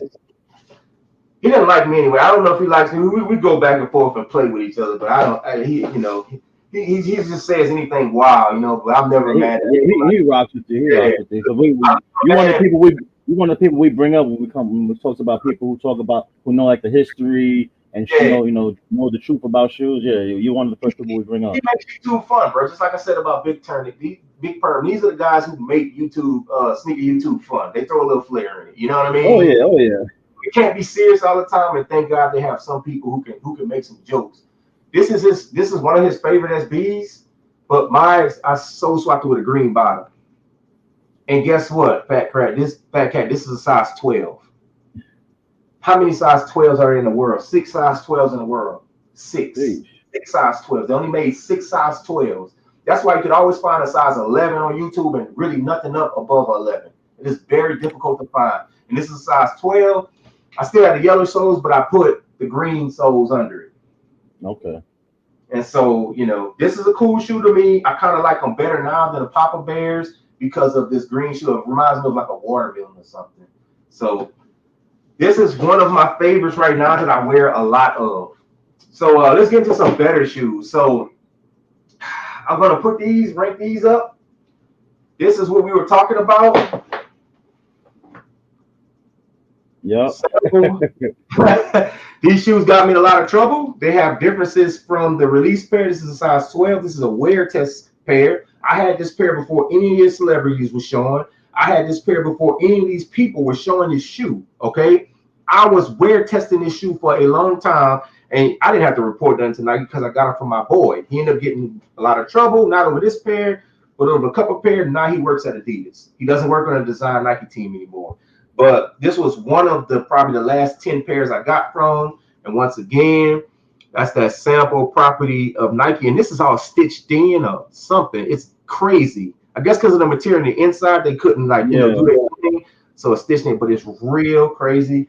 So this is size 12 Chicago. And like I said, I was one of the first people ever to show this shoe on the brand. But keep moving.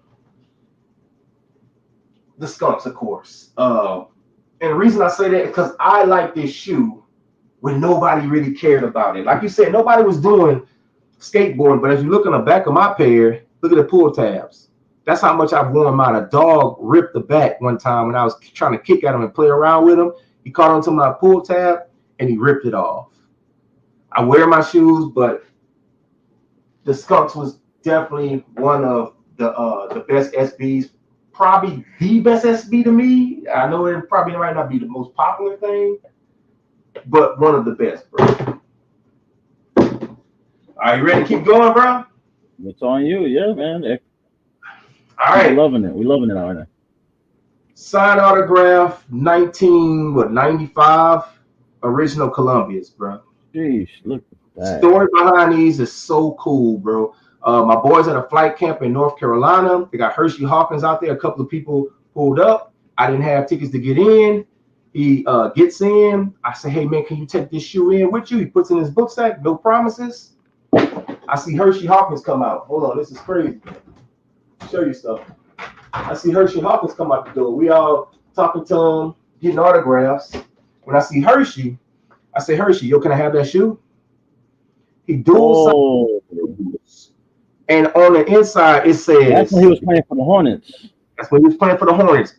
It says for Hershey Hawkins, 4 Hershey Hawkins on the side, men's size 12. This was his P, the color that never came out. They never came out in a purple color. This is a size 12 sample. He signed both pairs. I have both pairs up there signed. There's stock. So the white and black was the pair that came out. Yeah, white and black pair. This is like purple. It's hard to see on this thing, but never came out, bro.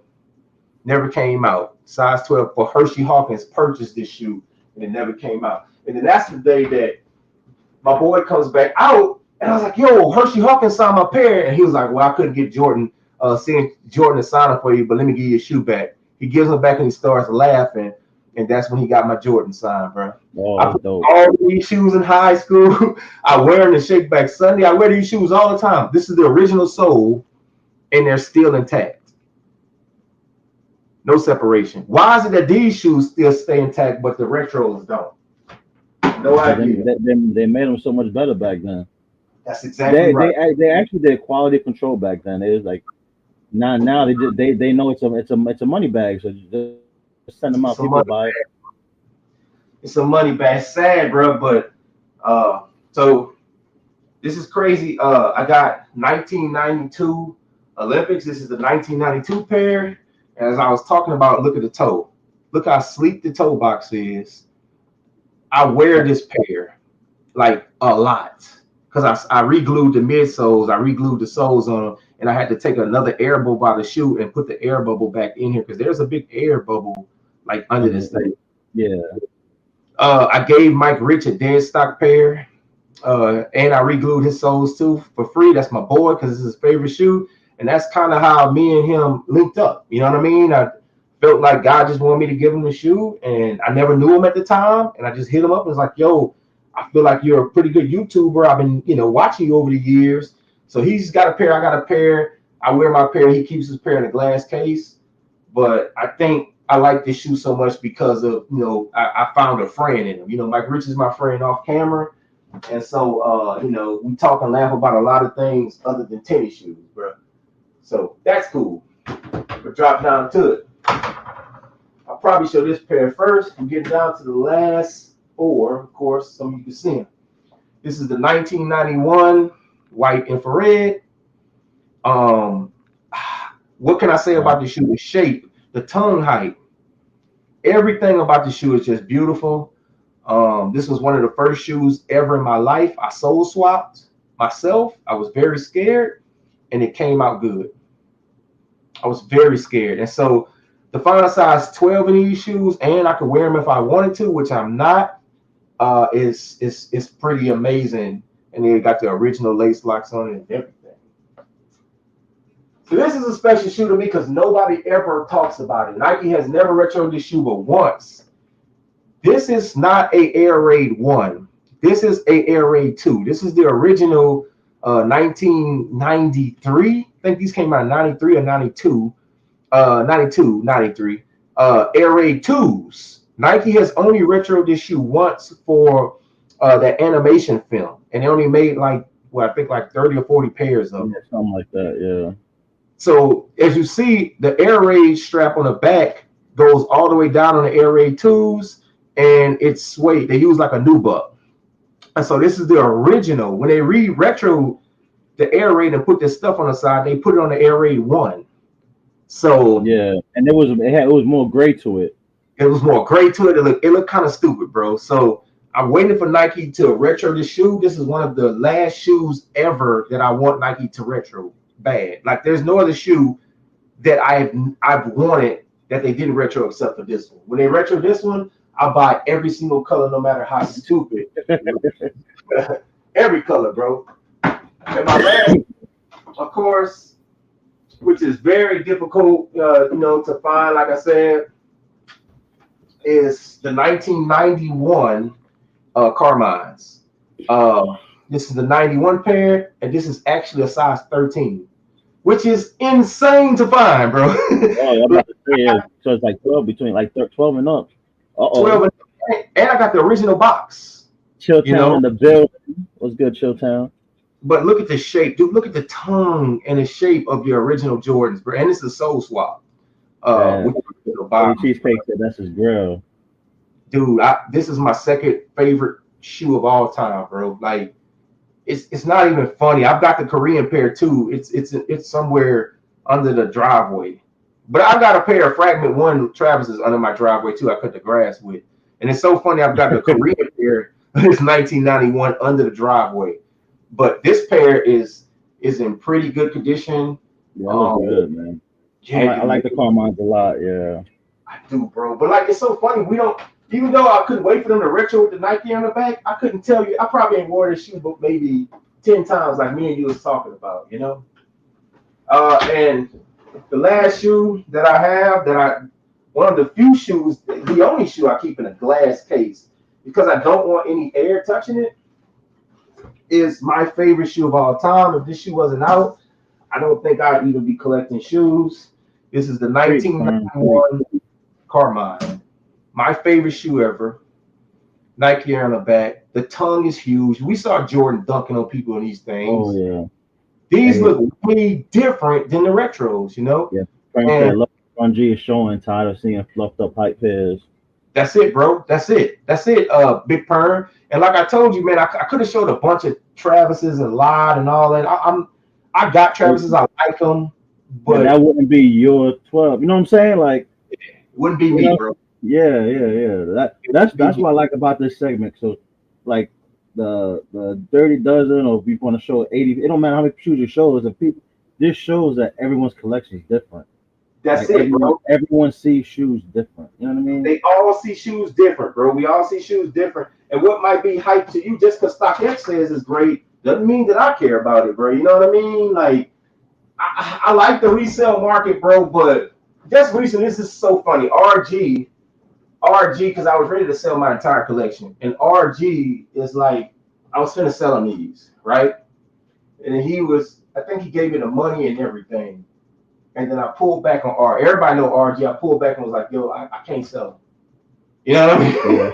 I was like, I can't sell these 4. I can sell like this. I can even sell like my autograph 96 pair, but I can't sell these because I don't think I'll be able to get them back in this condition. Right. You know? Hey, I don't know if it was a 6 or a 7 that you, was it? That you had, like, there was 2 different samples. I don't know if it was the Cardinal 7 that you had, like, oh man, or was it the Olympic 7? That there was like 2 different samples, and you was like, this sample was the one that they made for Jordan to wear in the game, but this sample is what they made for the general release. I want to say it was the Olympic 7. You had pulled them out of the other case that you had. Oh, okay. It had to be the Olympics because I had a sample of the Olympic 7s, and I think the coloring of the thing, and I had the Bordeaux. I had a sample of 1993 Bordeaux. Yeah, the Bordeaux. Yeah, I remember that too. Yeah. I think it might have been the 93 Bordeaux because I had the color. Said, yo, Ron G, you ain't tired of flexing that right bicep. That's so funny. I did arm day today, and my arm has just been pulsing ever since. I don't know what I did to it. It looks like I'm swollen up as a mug right now, bro. Yo, that's just for arm day today, bro. You know. But it's so funny, bro. Like you say, my 12, could change. I would tell you, if I had my Benz, I mean not my Benz, if I had my original 1993 Olive Nines, this shoe wouldn't be in it. But I think these 2 shoes, and you were around, E-Dub, these 2 shoes did something different to the culture, bro. Yeah, like yeah. The Galaxy phones did something different to the culture. You know what I mean? And NMDs, you wasn't getting NMDs out the store. You wasn't getting them. You know what I'm saying?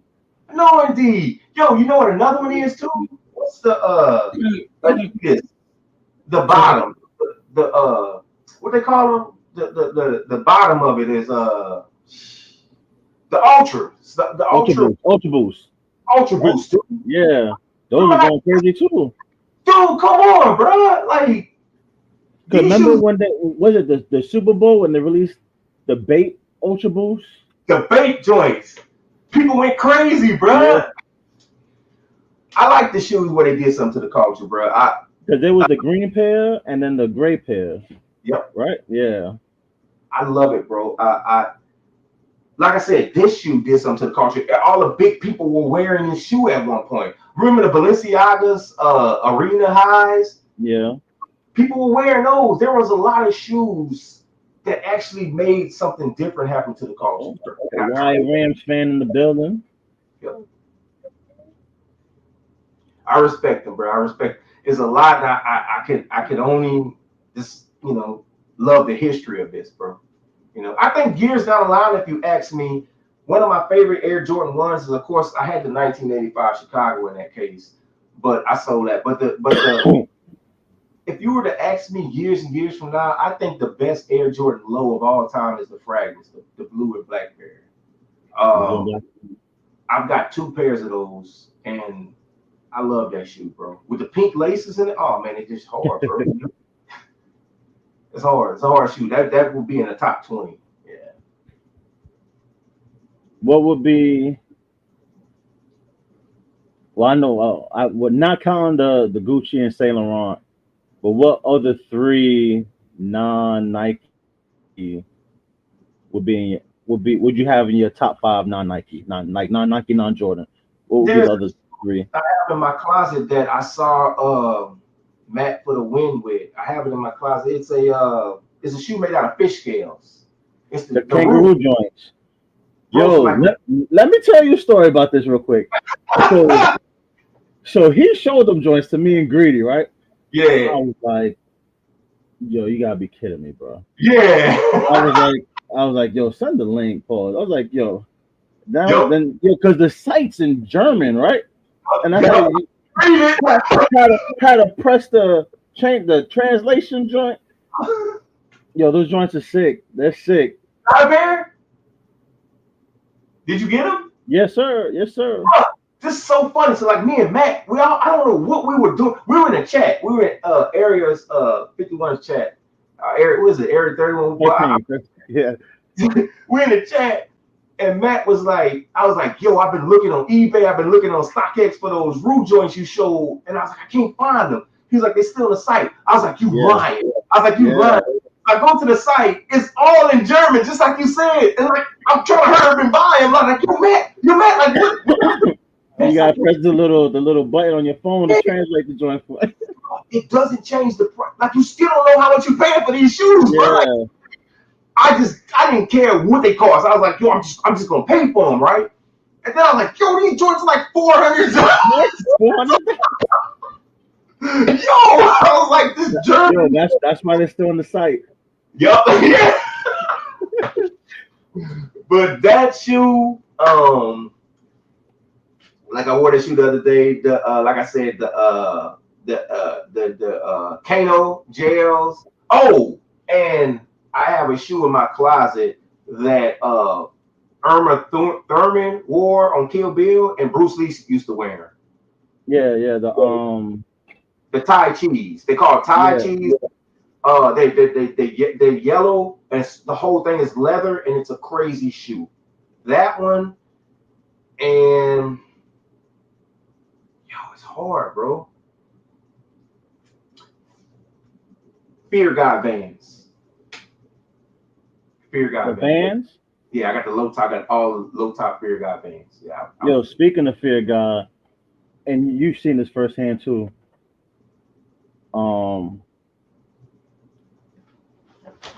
Remember the Nike ones that came out, the Fear God ones, the highs? Yeah, I got them. No one talks about them anymore, and those are the most hyped things. Dude, it pissed me off because people was talking about their zipper broke. My zipper never broke on none mine either. I got the black pair, the triple black pair. I got those. Yep. I got the was it neutral gray? It's like tan, but it's neutral gray. I got the tangerine color and then the green one. Don't you love them? Aren't they good quality? Yeah. What happened with people? I don't know. They say we want something new from Nike, then they give you something, and then and then the triple black one was sitting for retail. Hey, do you know how? I don't know Jerry personally to the fact that we've hung around each other, but do you know how I was able to talk to Jerry? I made a YouTube video. I used to do a lot of edits.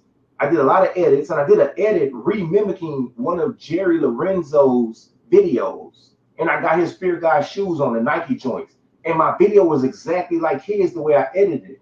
And I tagged him in it. He hits me up. He says, man, hey, thanks, that's a nice video. That's all he says. So I'm constantly trying to talk back to him, but he ain't saying nothing to me, bro. He's saying nothing to me.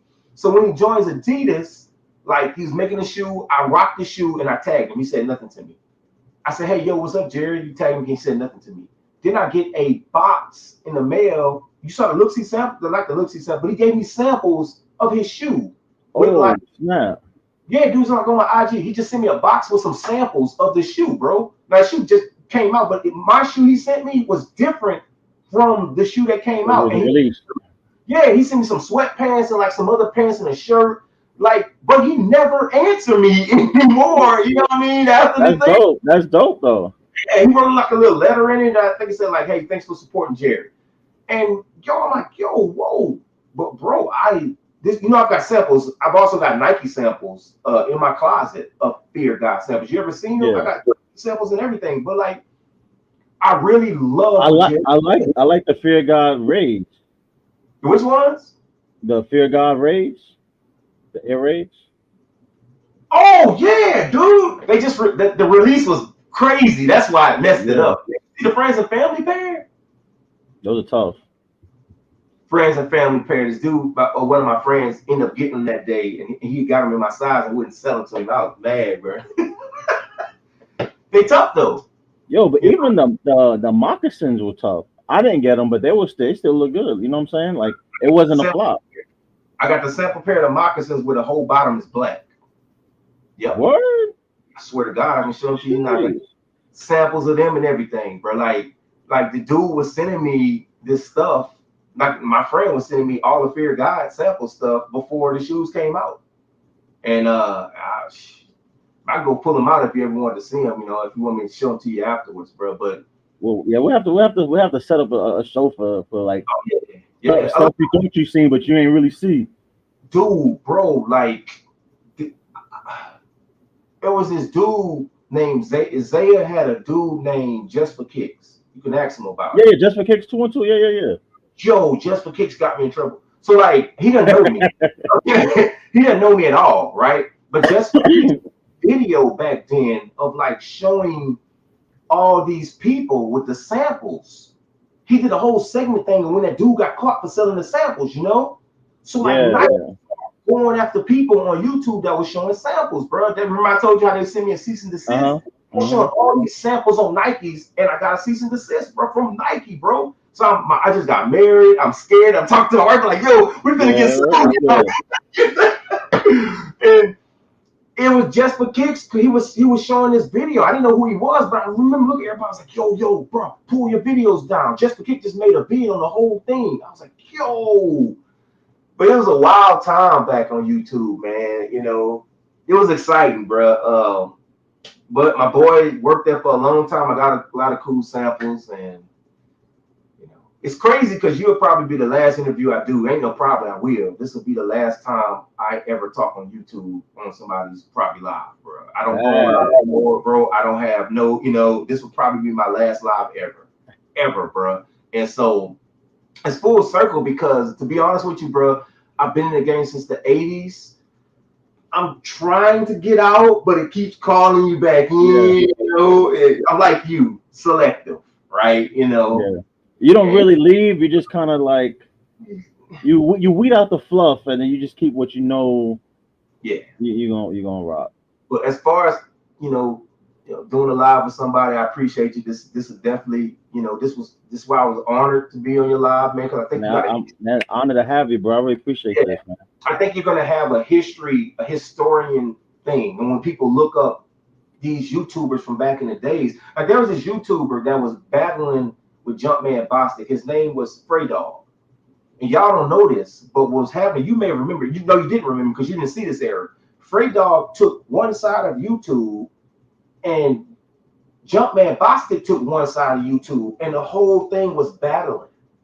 And they would battle, they were talking, one side of YouTube was talking about Jumpman, and the other side was talking about Frey Dog. And the whole time, Jumpman was right because the other guy was scamming, Frey Dog was scamming people and stealing their shoes. Like literally stealing people's shoes. They would send them to him to sell, and he would steal their shoes. So now he would call people, he would go and say, Jumpman Boston's got beaters, the basement of beaters, and I got heaters. So on YouTube at the time, they made team heaters and team beaters. It was like like two once again, what I mean, people just Yeah, and they divided YouTube, bro. And the funny thing about it is, bro, I just remember like so much of the history of YouTube, and to see it come from all of that to this, I think they can't look at these videos no more because the Frey Dog videos got shut down. A lot of them. Yeah, a lot of those older videos are gone. Yeah, it's just you just got like people like you, Tony, Zay that can still tell the stories. You know what I'm saying? We can still tell the stories. Like he'll tell you about the story, so we can still tell the stories because we were around. You know, one reason how I got famous, this dude was saying I wouldn't come to his house. I took a plane and showed up, bro.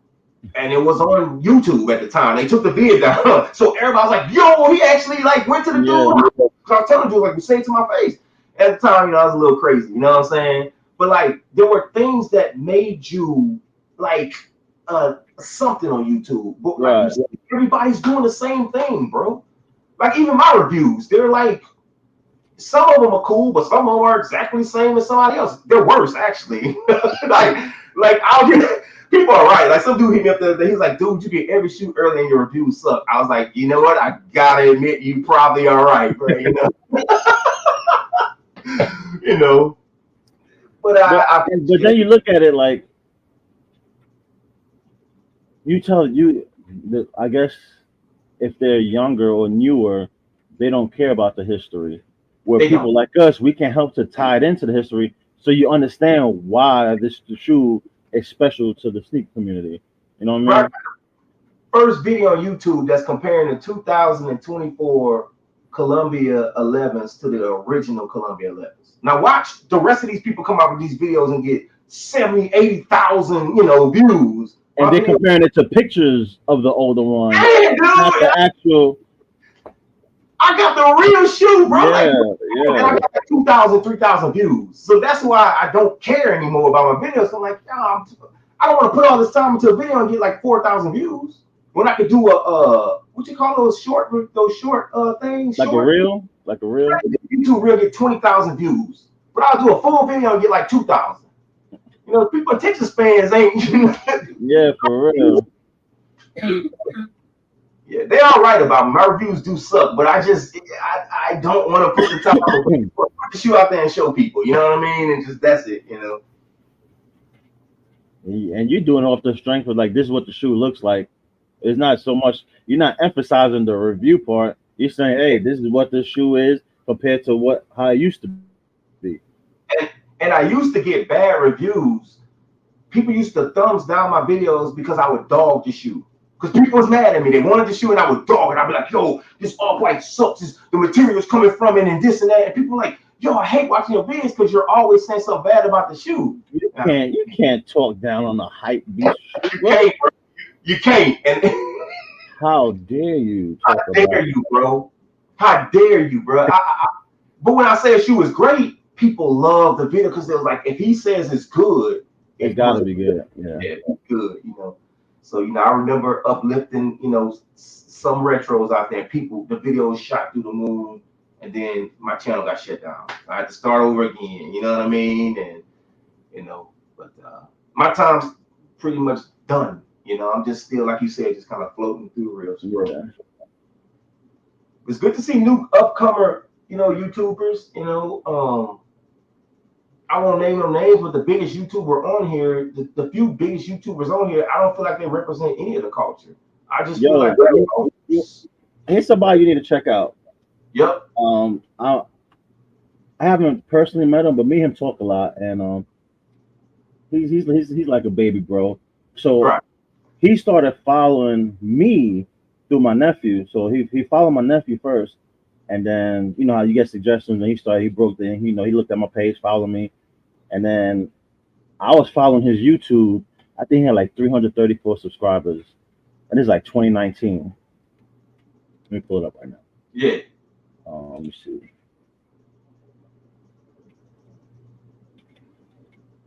He's in Connecticut. He goes by the name of Sonic Kicks. Yep. Sonic Kicks? And he's a younger cat. Sauney, Sauney Kicks. And he does like the fits with the sneakers. Like he has his own way of doing things. So mind you, 2019, 334 subscribers. It is end of October 2024. My man's got 40,000 subscribers right now. Wow. I'm gonna go check him out, bro. So he's up and I'm about, coming. I'm about yeah, Put him, he's nice with it. To me, he's one of the best ones, and he's so authentic. This young cat, yo, I got nothing but love for him, man. He's the truth. To me, he's one of the, like I can watch his videos, bro. And then he does a lot of shorts on TikTok and YouTube to go along with his, and he gives like you know legit, like straight up honest reviews. Like he doesn't buy into the hype and what the current wave is.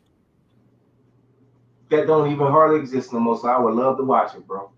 But when you do watch it, Yeah, I'm about, there was one person who used to do that, and we're not the coolest anymore. We're not enemies, we just don't talk as yeah, much anymore. But DJ Dell's, when he was doing that, Nike would blackball him. Like they were being ugly to the dude because he really have honest reviews, bro. Like he was one of the people that got every shoe that came out. You know what I mean? Like he was getting every shoe. But when he would say something was wrong with it, none of the brands would send him anything. So I think sometimes people just do that because they're scared that the brand won't show them love anymore. You know what I mean? And all that. So I'd love to check him out, bro. yeah. He's got I just pinned it in the chat. I just pinned oh, it. The Sonic Kicks. I just pinned it. That's his channel. Shout out to my boy Sonic Kicks. Keep doing your thing, baby bro. opening up in a new tag and sub to him, bro. For sure, bro. They Yeah. So said his like account been terminated for violating Google terms, bro. I'm serious. Go look it up. you said what? They said that this account has been terminated for violating Google terms of service. Man, they done killed your dude channel, man. China done got him, bro. China Nah, killed. nah. They didn't do it to my boy. Nah. Is it saying telling you the same thing? Yeah. Hold up. Let me. Hold Oh up. no, they clapped them, bro. We used to use the word clap back in the day. They clapped them, bro. Yeah. Yeah. They clapped my channel. Yeah, I remember that. Uh, no, they clapped them, bro. He got clapped P. Sonic Diddy Kicks. style, dude. That's messed up. You might want to reach out to him. What if I? No, what if I just do one of his videos? Hey, man. My boy was showing some UAs, man. I was playing. Damn, dude. It's hard to get your channel back after somebody clap it, too. Is this the new one? There you go. Yeah.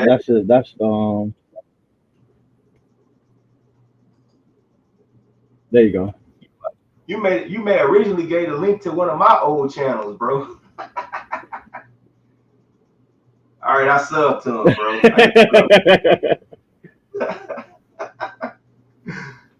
Yeah, he got some good stuff, man. It's a different vibe. So it's like it's not like oh these black white got a red soul. He's like top my favorite three fits to wear with this. Like he switches it up, so it's pretty Yeah. dope. Yeah, I think if you was to take every good YouTuber, every good thing from every YouTuber, the best YouTuber on here, and is Bull. And the only reason I say Bull is because I don't have knowledge of Zaconis and Asics and all these bodega shoes, all this crazy stuff, right? My knowledge exists amongst Adidas and Nikes for the most part, right? But Bull Yeah, knowledge, Bull's dad was an OG collector, not really an OG collector, but an OG Jordan shoe lover. So Bull used to always talk about the OG stuff back in the days before y'all even knew who he was, right. and he just keeps a sense of style of clothing. He can dress. He just keeps a style that can keep up with every era, bro. And I wish he would continue to make videos. I talked to him behind the scenes one day because me and him was bumping heads, and I apologized to him. And I was like, yo, I respect you. I wish you'd make more videos because like he does the best videos to me. You know what I mean? Overall, he get and then he used to do full fits with the shoes too. Like that was on another level, bro. Yeah, His editing skills were beyond great back in the days. He was disappear here and shoot here, before all of us was doing that stuff. So Right. I don't think he gets enough. I don't know why he does. I know why, but I won't say. But I wish he would make more videos, bro. And I even offered to him the other day that I would send him every shoe early, which Tony could probably do the same. Yeah. But I offered him. He said if he needs it, he'll reach out. But I would sell him every shoe exactly what I paid for it for, just so he could make the video, bro. In fact, I would plug in, and I need to do it. I may plug in Lavish with Bull, because they get the early shoes from me and my homies. You know what I'm saying? Gotcha. So that may be what I do. Yeah, even Perm said he don't like formatted YouTubers. Seems like they all share the same personalities, and that's like what we said before we went live. Is like, yo, no one has that personality. Like everyone is an actor. You know what I'm saying? This is just who I am on YouTube. Like, nah, E1 Kicks, E1, Ever, whatever you want to call me. I'm the same way here as I am outside. Yep. I'm not an actor. We all have the same hobby. You know what I'm saying? Yep. The same way we spoke when we first started talking at the end of 2018, the same way me and you talk now. You know what I'm saying? So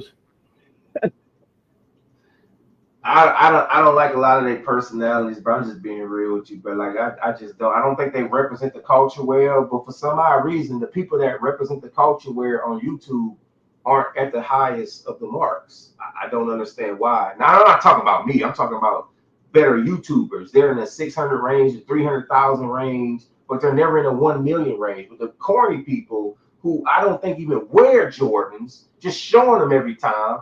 I mean, the best the dudes out there, the only problem is with some of these good YouTubers, they have great cameras. They do a full, video. They do an on feed. They do a full breakdown. And that's why they get these subscribers. And they have it's the razzle dazzle in the editing, not so much the content itself. Or the person. Like, I wish I could say a name. I don't want to be messy, but this dude buys all his shoes off StockX early.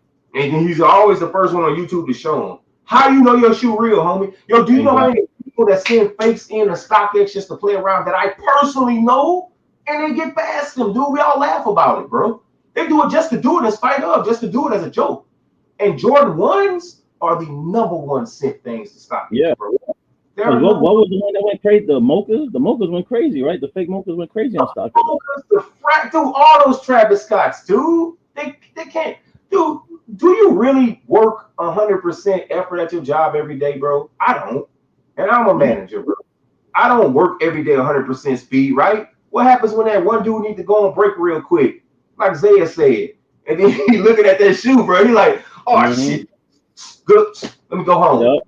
Like that happen? I'm ready to get up out of here. I'm ready to get up out of here, bro.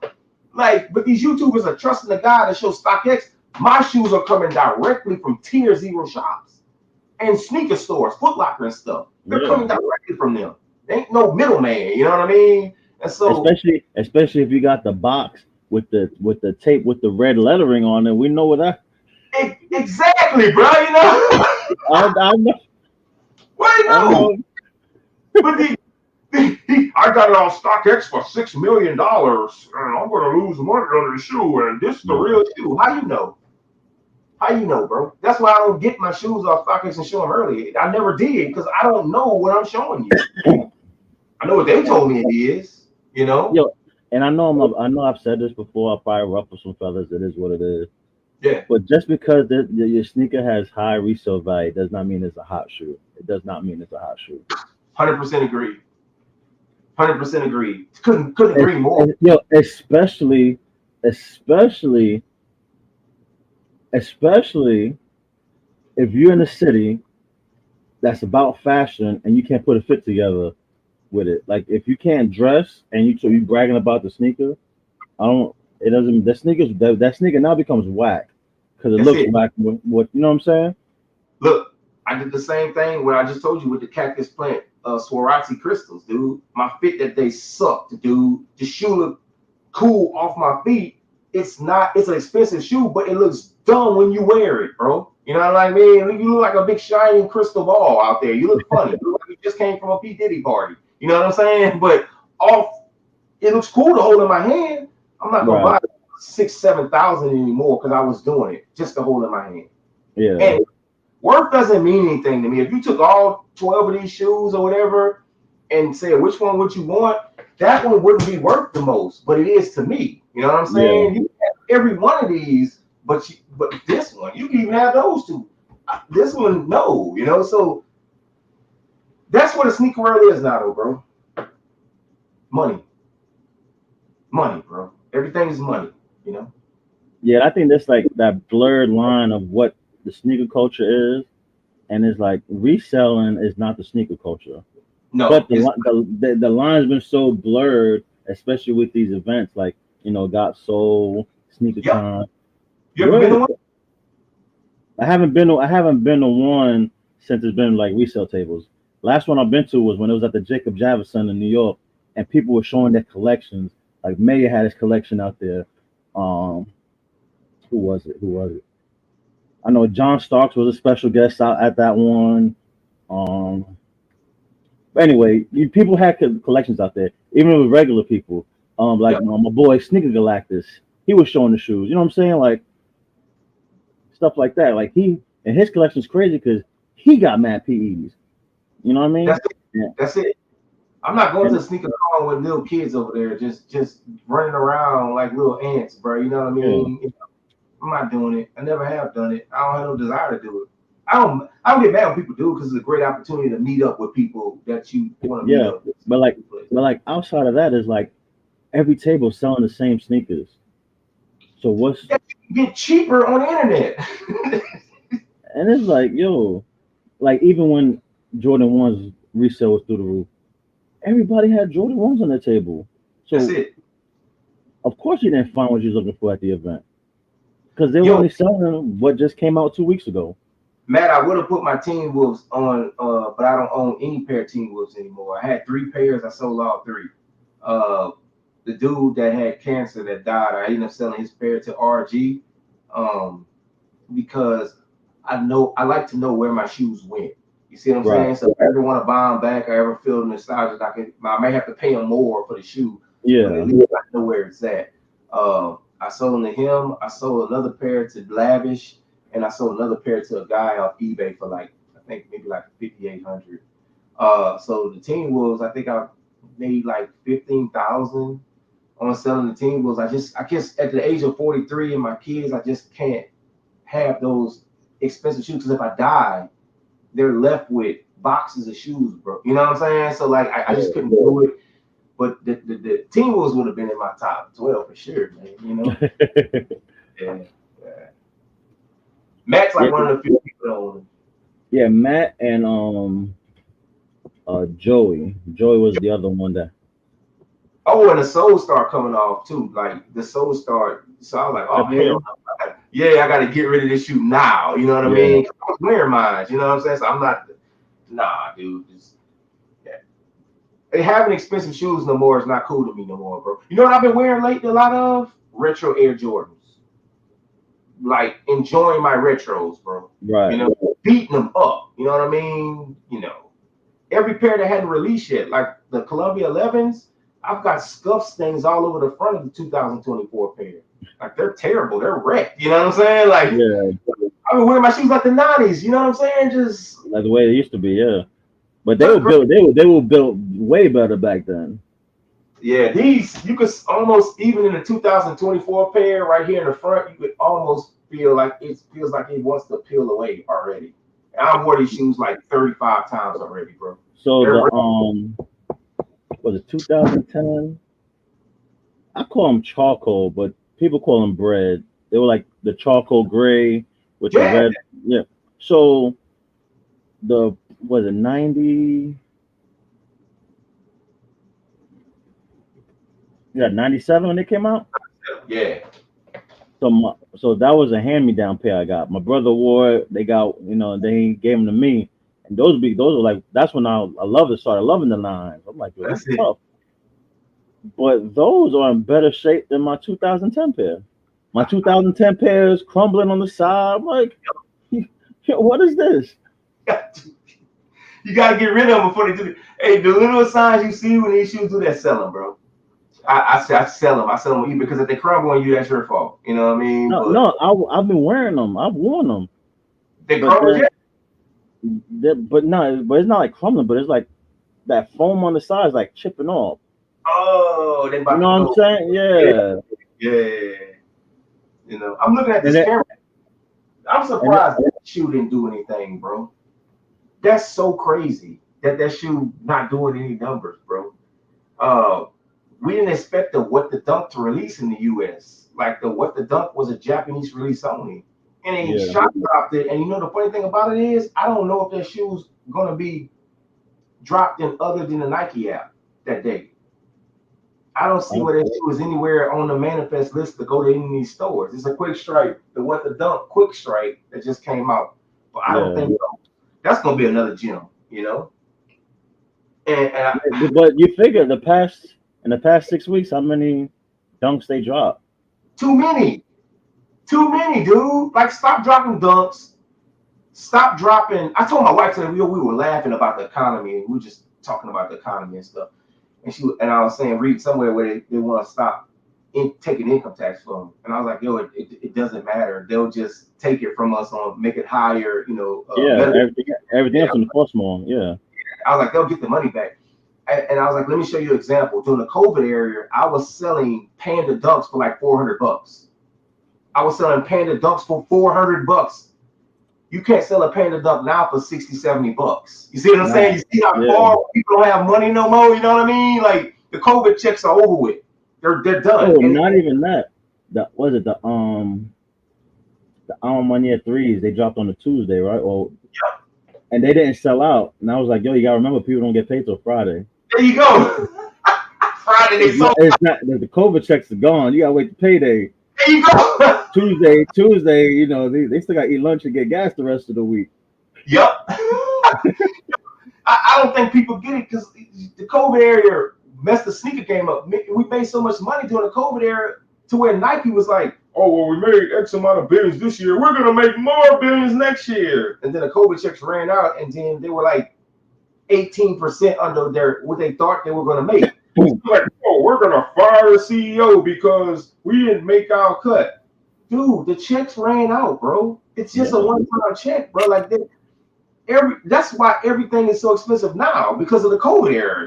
These people just yeah. drop the price of mustard because you're still buying it. You know what I mean? Jordans keep going up. They're like, why Jordans keep going up?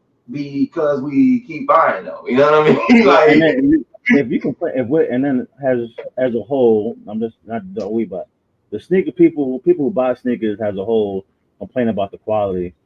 Don't spend the 250 on the Jordan ones that's coming out because they're not going to be your shadow backboard quality from 2015. It's not.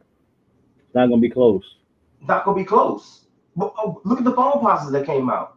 Those blue phone posits ain't the same material. Those blue foam, there's two different foam posit material, bro. What they put on these foam posits, it could be the same color. There's a soft foam and there's a hard foam. The originals were made out of a hard foam.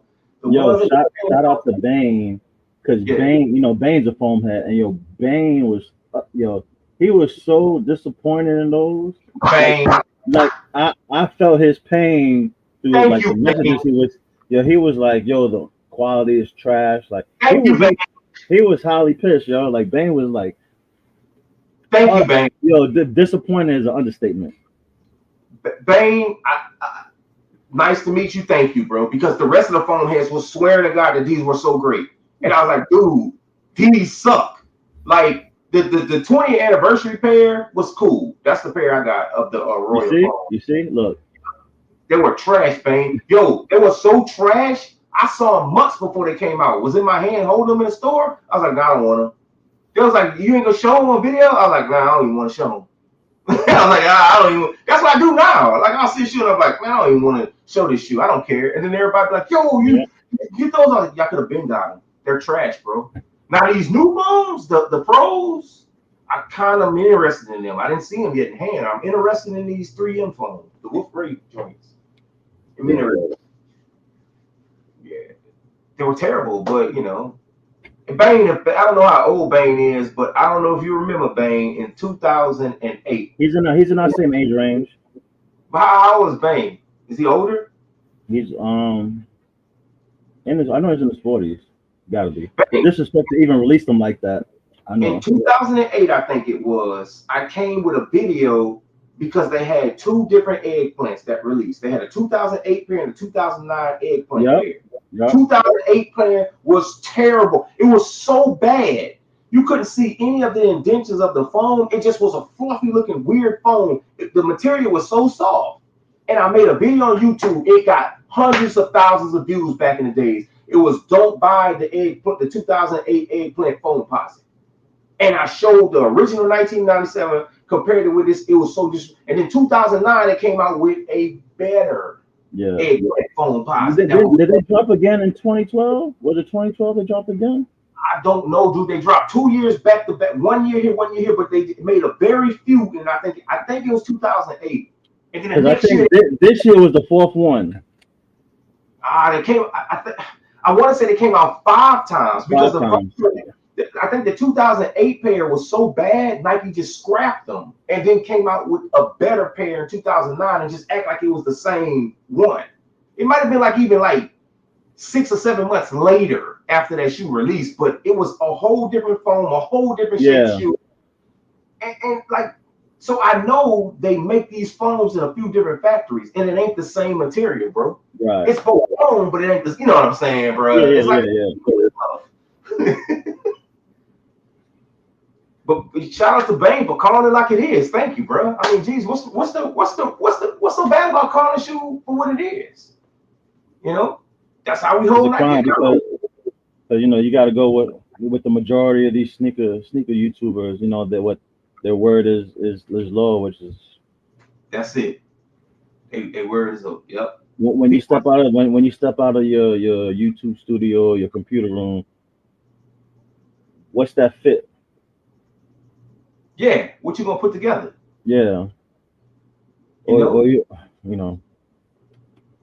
I could wear any shoe, dude. He said he got so much backlash because Southern he was a Southern. I hated foams. Like he just called it like it is. Like it, and Bane is someone who's very particular too. Like he'll tell you when it comes to keeping sneakers clean, his OCD be kicking in, and you know like it's. But like he is very particular when it comes to sneakers. He knows what he likes. Yep. He doesn't venture off into too many different silhouettes. Yep. Like you know he correct me if I'm wrong. He's like he got Air Max 1s, a couple of 90s. He got a few LeBrons, but mainly foams and Jordan 1s. Nothing wrong with that. That's what he rocks with, right? Yep. And then and if you're used to a sneaker being made a certain way, you're gonna know the difference, and if it's not good, you're gonna know it's not good. He buys what he wears. Exactly. That's how it's supposed to be. I love it. I don't understand why people used to get so mad at me about it, but people would get so mad at my videos when I compare these bunky toe Air Jordan 6s to the originals. I'm like, look at the tongue, it ain't even high. It's never been high. They won't make the tongue high. They keep saying it is, but it ain't. The toe is all bunky. It ain't sleek. The shape of the shoe doesn't even look the same. The 7s look horrible. And people are like, why are you worried about that? Because I'm used to, like you just said, I'm used to seeing it this way. And the PSG 7s that came out, was it 2021, 2020? Were closer to the older model than the new Cardinals were. I have to say them. These new ones suck, though. I got them. But the tongue is all big. The tongue is super big. The Air Jordan is huge on it. The tongue ain't shit. Bro, the pull, okay, so go look at your Jordans.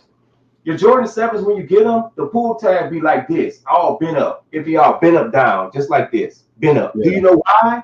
Because this is made thick. It's like some type of, you can't bend it down. It'll pop right back up. Yeah. And they stitched it. See, they stitch it right here on the back of this. They stitch it here. On some of the retros, they didn't even stitch it to the back of this they call it a booty, an inner booty. They didn't even stitch it to this. And this on the retro models, you can't even see it poking out that much. On the originals, it's just poking out high, bro. You see the shape. And the retro, because the retro, it's lower, and you kind of like scrape your ankle on the leather part. Exactly, bro. Like what? And this is high. This right here is all high and raised up. Like this is supposed to meet the tongue, bro. But like they will not. They can make them like that, but they won't. Look, here's a good question. Here's a good question. This is gonna be a funny question. Remember when Jordan was saying we can't make these shoes like because we don't have the model anymore. First of all, it's a such thing as reverse engineering. A lot of customizers do it. They take apart 1985 and they reverse engineer the cuts, and then they go up for every size. You see what I'm saying? They just do the measurements for every size. Why is it that Nike makes a 1985 Air Jordan and a regular Air Jordan 1? Why don't you just make them all 1985s? Has nobody ever asked that question? Because they know everyone's not gonna pay the tag for the 85 high. Exactly. It's all money. It's not that they can't do it. And the 85 suck, by the way. The 85 cut that they talking about, if you ever looked at my YouTube video, go look at my YouTube video. They ain't even close, bro.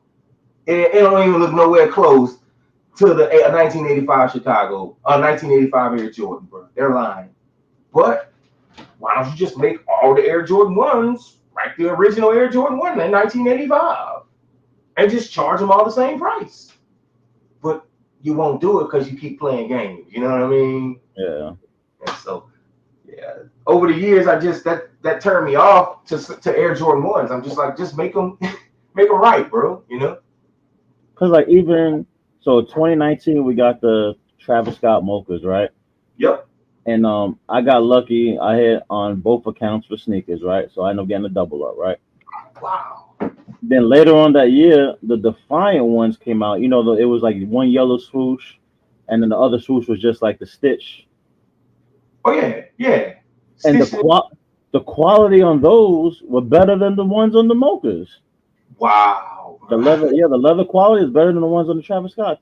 And I'm like, Travis Scott's is selling for like almost $2,000. Then you got these the Defiant ones went for under retail. I don't get it, bro. There's some Air Jordan mids out there. There was a it's called Orchard Blossom or something. I forgot what it was. It was green. It was an Air Jordan mid, one of the best quality that I've ever seen on the Air Jordan 1. And it was like a thin suede, and it sold for some. Actually, it was one of the mids that kind of sold, had some good resale on it. But how are you making a mid better quality than a high? You know, what? I just don't get it, bro. Marketing for years gets you a whole new generation of sneakerheads, so you give them something with history. Yeah, the history. Yeah, they will not make a good. They just can't make a good retro, bro. Nike just can't make a good retro, bro. I'm sorry. But this is why companies like New Balance and Asics are because their quality is there on everything. And Matt can talk to this, Greedy can talk to it. Yo, New Balance execution on colorways on their models, it's perfect. Like the way it don't matter what the colorway is. And Asics is getting that way too. Do you think Nike's gonna be at the top forever? Or do you think somebody's gonna overtake them one day?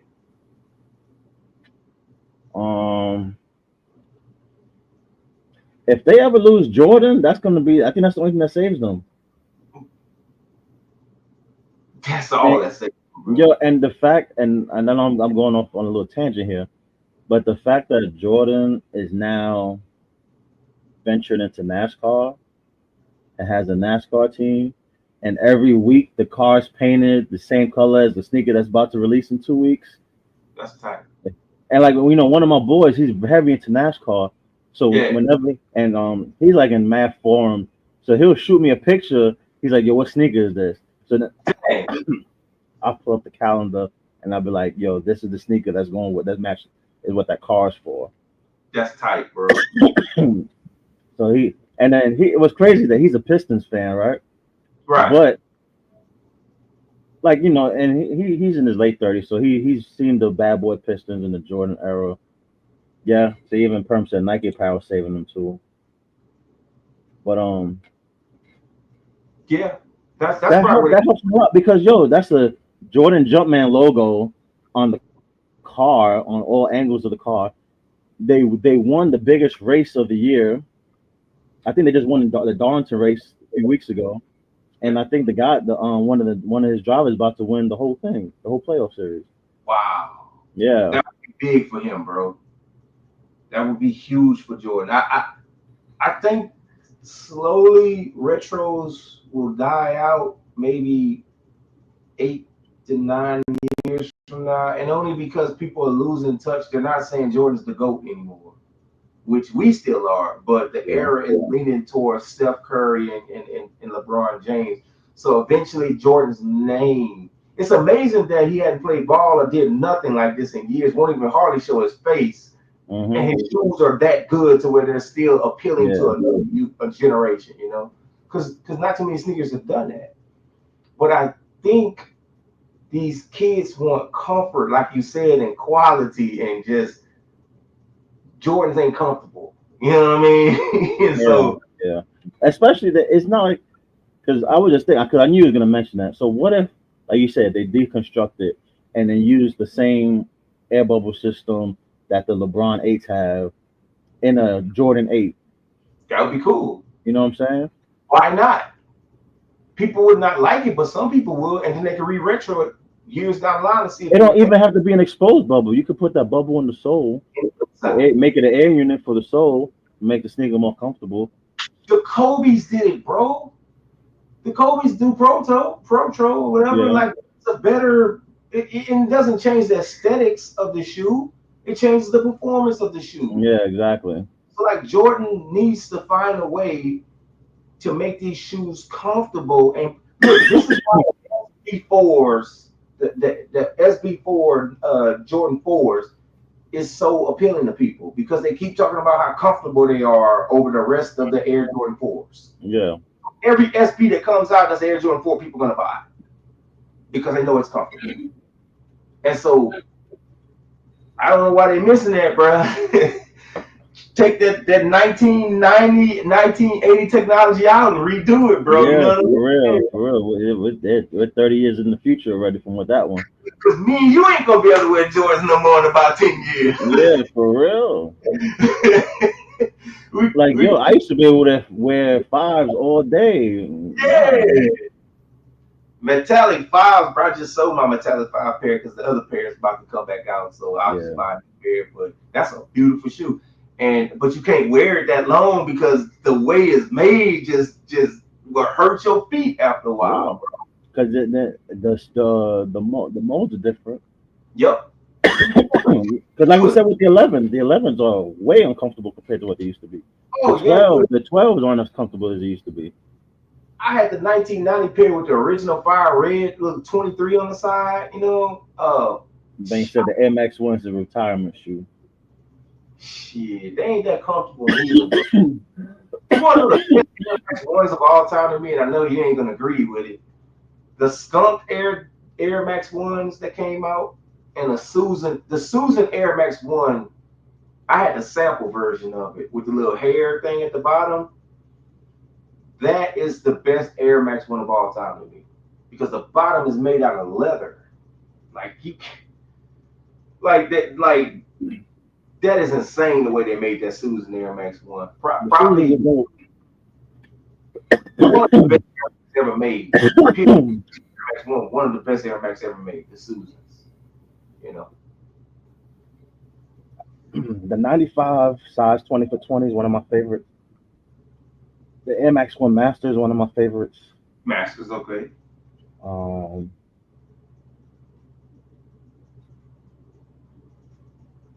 a lot of the 90s are mad comfortable. The Air Max 90s are comfortable, period. I don't care what the colorway is. Hadn't had a pair in a while. I've recently been buying those big air bubble Air Max 1 because they hit the outlets for like $60. So the big air bubble joints, I mean, that's a win for $60. You know what I mean? Yo, like said, those were mad comfortable, and I still haven't gotten a pair yet. They're comfortable, bro. They're comfortable. They're actually more comfortable than the regular bubble Air Max 1s, I will admit. But Air Max 1s, they're nice shoes. I didn't like them back when they first came out, but I'm not gonna lie to you, I didn't like them at all. But in the last like 6 years, when I saw the Susans, oh my God, that was such a beautiful shoe. And like I said, all these shoes I just sold. Like I just sold that sample version if you look at my page, but that was one of the best Air Max of all time. From wearing foams forever, I accidentally tried on a pair of Air Max ones and my feet touched heaven. Yo, hey, wearing anything other than phones, your feet gonna touch heaven, man. Them phones, man, ain't nothing nice to wear neither all day. Yo, foams I and can't. Timberland, Phones, dog. winter sneakers. Huh? In the wintertime, you'll be seeing the foams and the Timberlands. Yo, it's only one dude in our school in 1997 had the phones. Like nobody could afford that shoe, bro. It was like the most expensive shoe at the time, bro. Nobody could afford it. He used to wear it with like Jabos, like with the leg boots and with the Jabot pants and stuff. And I thought they were so dope. Shit, them things set in stores because they never went on sale neither, bro. You ever never seen like Nah, they never. never went on sale. Yo, he said foams and Tims to Air Max one. Yo, it'd be like one size left. Yo, you Yeah, still selling that last one for full price? yeah, bro. You know the first phones I ever seen on sale was the original. They weren't carp drops. They're the same color as the carp drop, but they call them varsity. Yeah. They you couldn't see through the red. That was the second best phone files that I had seen, and I bought it from a store for like 60, 69 bucks, 70 bucks. Shoot. And the green pair, the cactus pair, all black with the green bottom, they were both there. They sat on the shelf for forever until they dropped in the 70. But I had never seen the Royals ever on sale. No, none of those colors. Nah. Heck no, bro. This pair might go on sale though, because I'm seeing them at certain stores just sitting on the shelf, bro. They're still sitting, yeah, because like I'll get notifications. So Sumter's like 20 minutes from me. They got a Hibbits, a JD Sports, and a Snipes, and they're still sitting over there. Wow.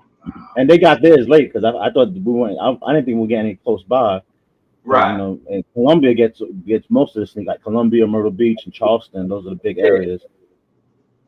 But son, they're still sitting. I ain't getting it. If they were like $100, I probably still would.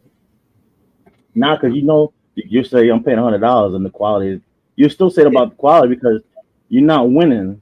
When you get a good sneaker on sale, then you're winning. So you're like, yo, it's not worth retail, and then it's like you still feel you're getting cheated when it's on sale anyway. Dude, we got a Nike outlet down here. It's not called Nike outlet. It's called something else, bro. Factory store, right? It Something might like that. be called it, bro. They changed it. They changed it because it used to be Nike outlet. Now it's a Nike factory store in Myrtle Beach. Bro, they be having shoes in there for like $10. Like they'll have LeBron sometimes for like $15. And like they're still so ugly, I'm like, nah. Yeah, I'm picky when it comes to bronze. Like my favorite are the Elite Taxi 9s. Oh yeah. Oh, Elite. Okay, they came out with the South Beach 9s too. Yeah. Same time. I only like. The 9s are my favorite out of the LeBrons. I like the 9s are your favorite. I like the 8s, bro. It's like 9s, 7s, and then 8s. Those would be my top 3. In fact, I'm waiting for them to retro the Entourage 8s. The Entourage 8s I want again. There's a glow in the dark China 8 that looked pretty good. I had to pull the trigger on it, but they ain't comfortable. Well, maybe I don't buy them because I buy size 12, but I probably should go half size up. Yeah, I go half size up in them too. Yeah, oh. Because the 9s are mad comfortable. Like to me, those are the most comfortable ones. To me, you got Kobe's? No. I only got one pair of Kobe's. I sell every Kobe I get, bro. Even at Christmas, I had buku Christmas Kobe's. I sold them all. Yo, and what's crazy? I like the Bruce Lee ones and the alternate, and I still couldn't pull the. I couldn't hit buy. I couldn't press the button. Like I'm never gonna wear these. Never. Like it's a performance sneaker. I'm not gonna wear. It's not like Hop said. It was not like a lifestyle shoe. You know what I mean? It's not a dual purpose sneaker. It's for the basketball court. That's what all Kobe sneakers are for, the basketball court. That's it, bro. And the price is finally dropping on people. Finally, like, okay, he died. All right, this is done. You know what I mean? The hype is over. So slowly, I think the hype is fading out. Because these last glow in the dark sneakers, they really glue in the dark pretty heavy, bro. But you would think this shoe would have been $600-700. This is going for $300, $280. You know. So I think you lose it. The amount of people that can spend more than that is not there anymore.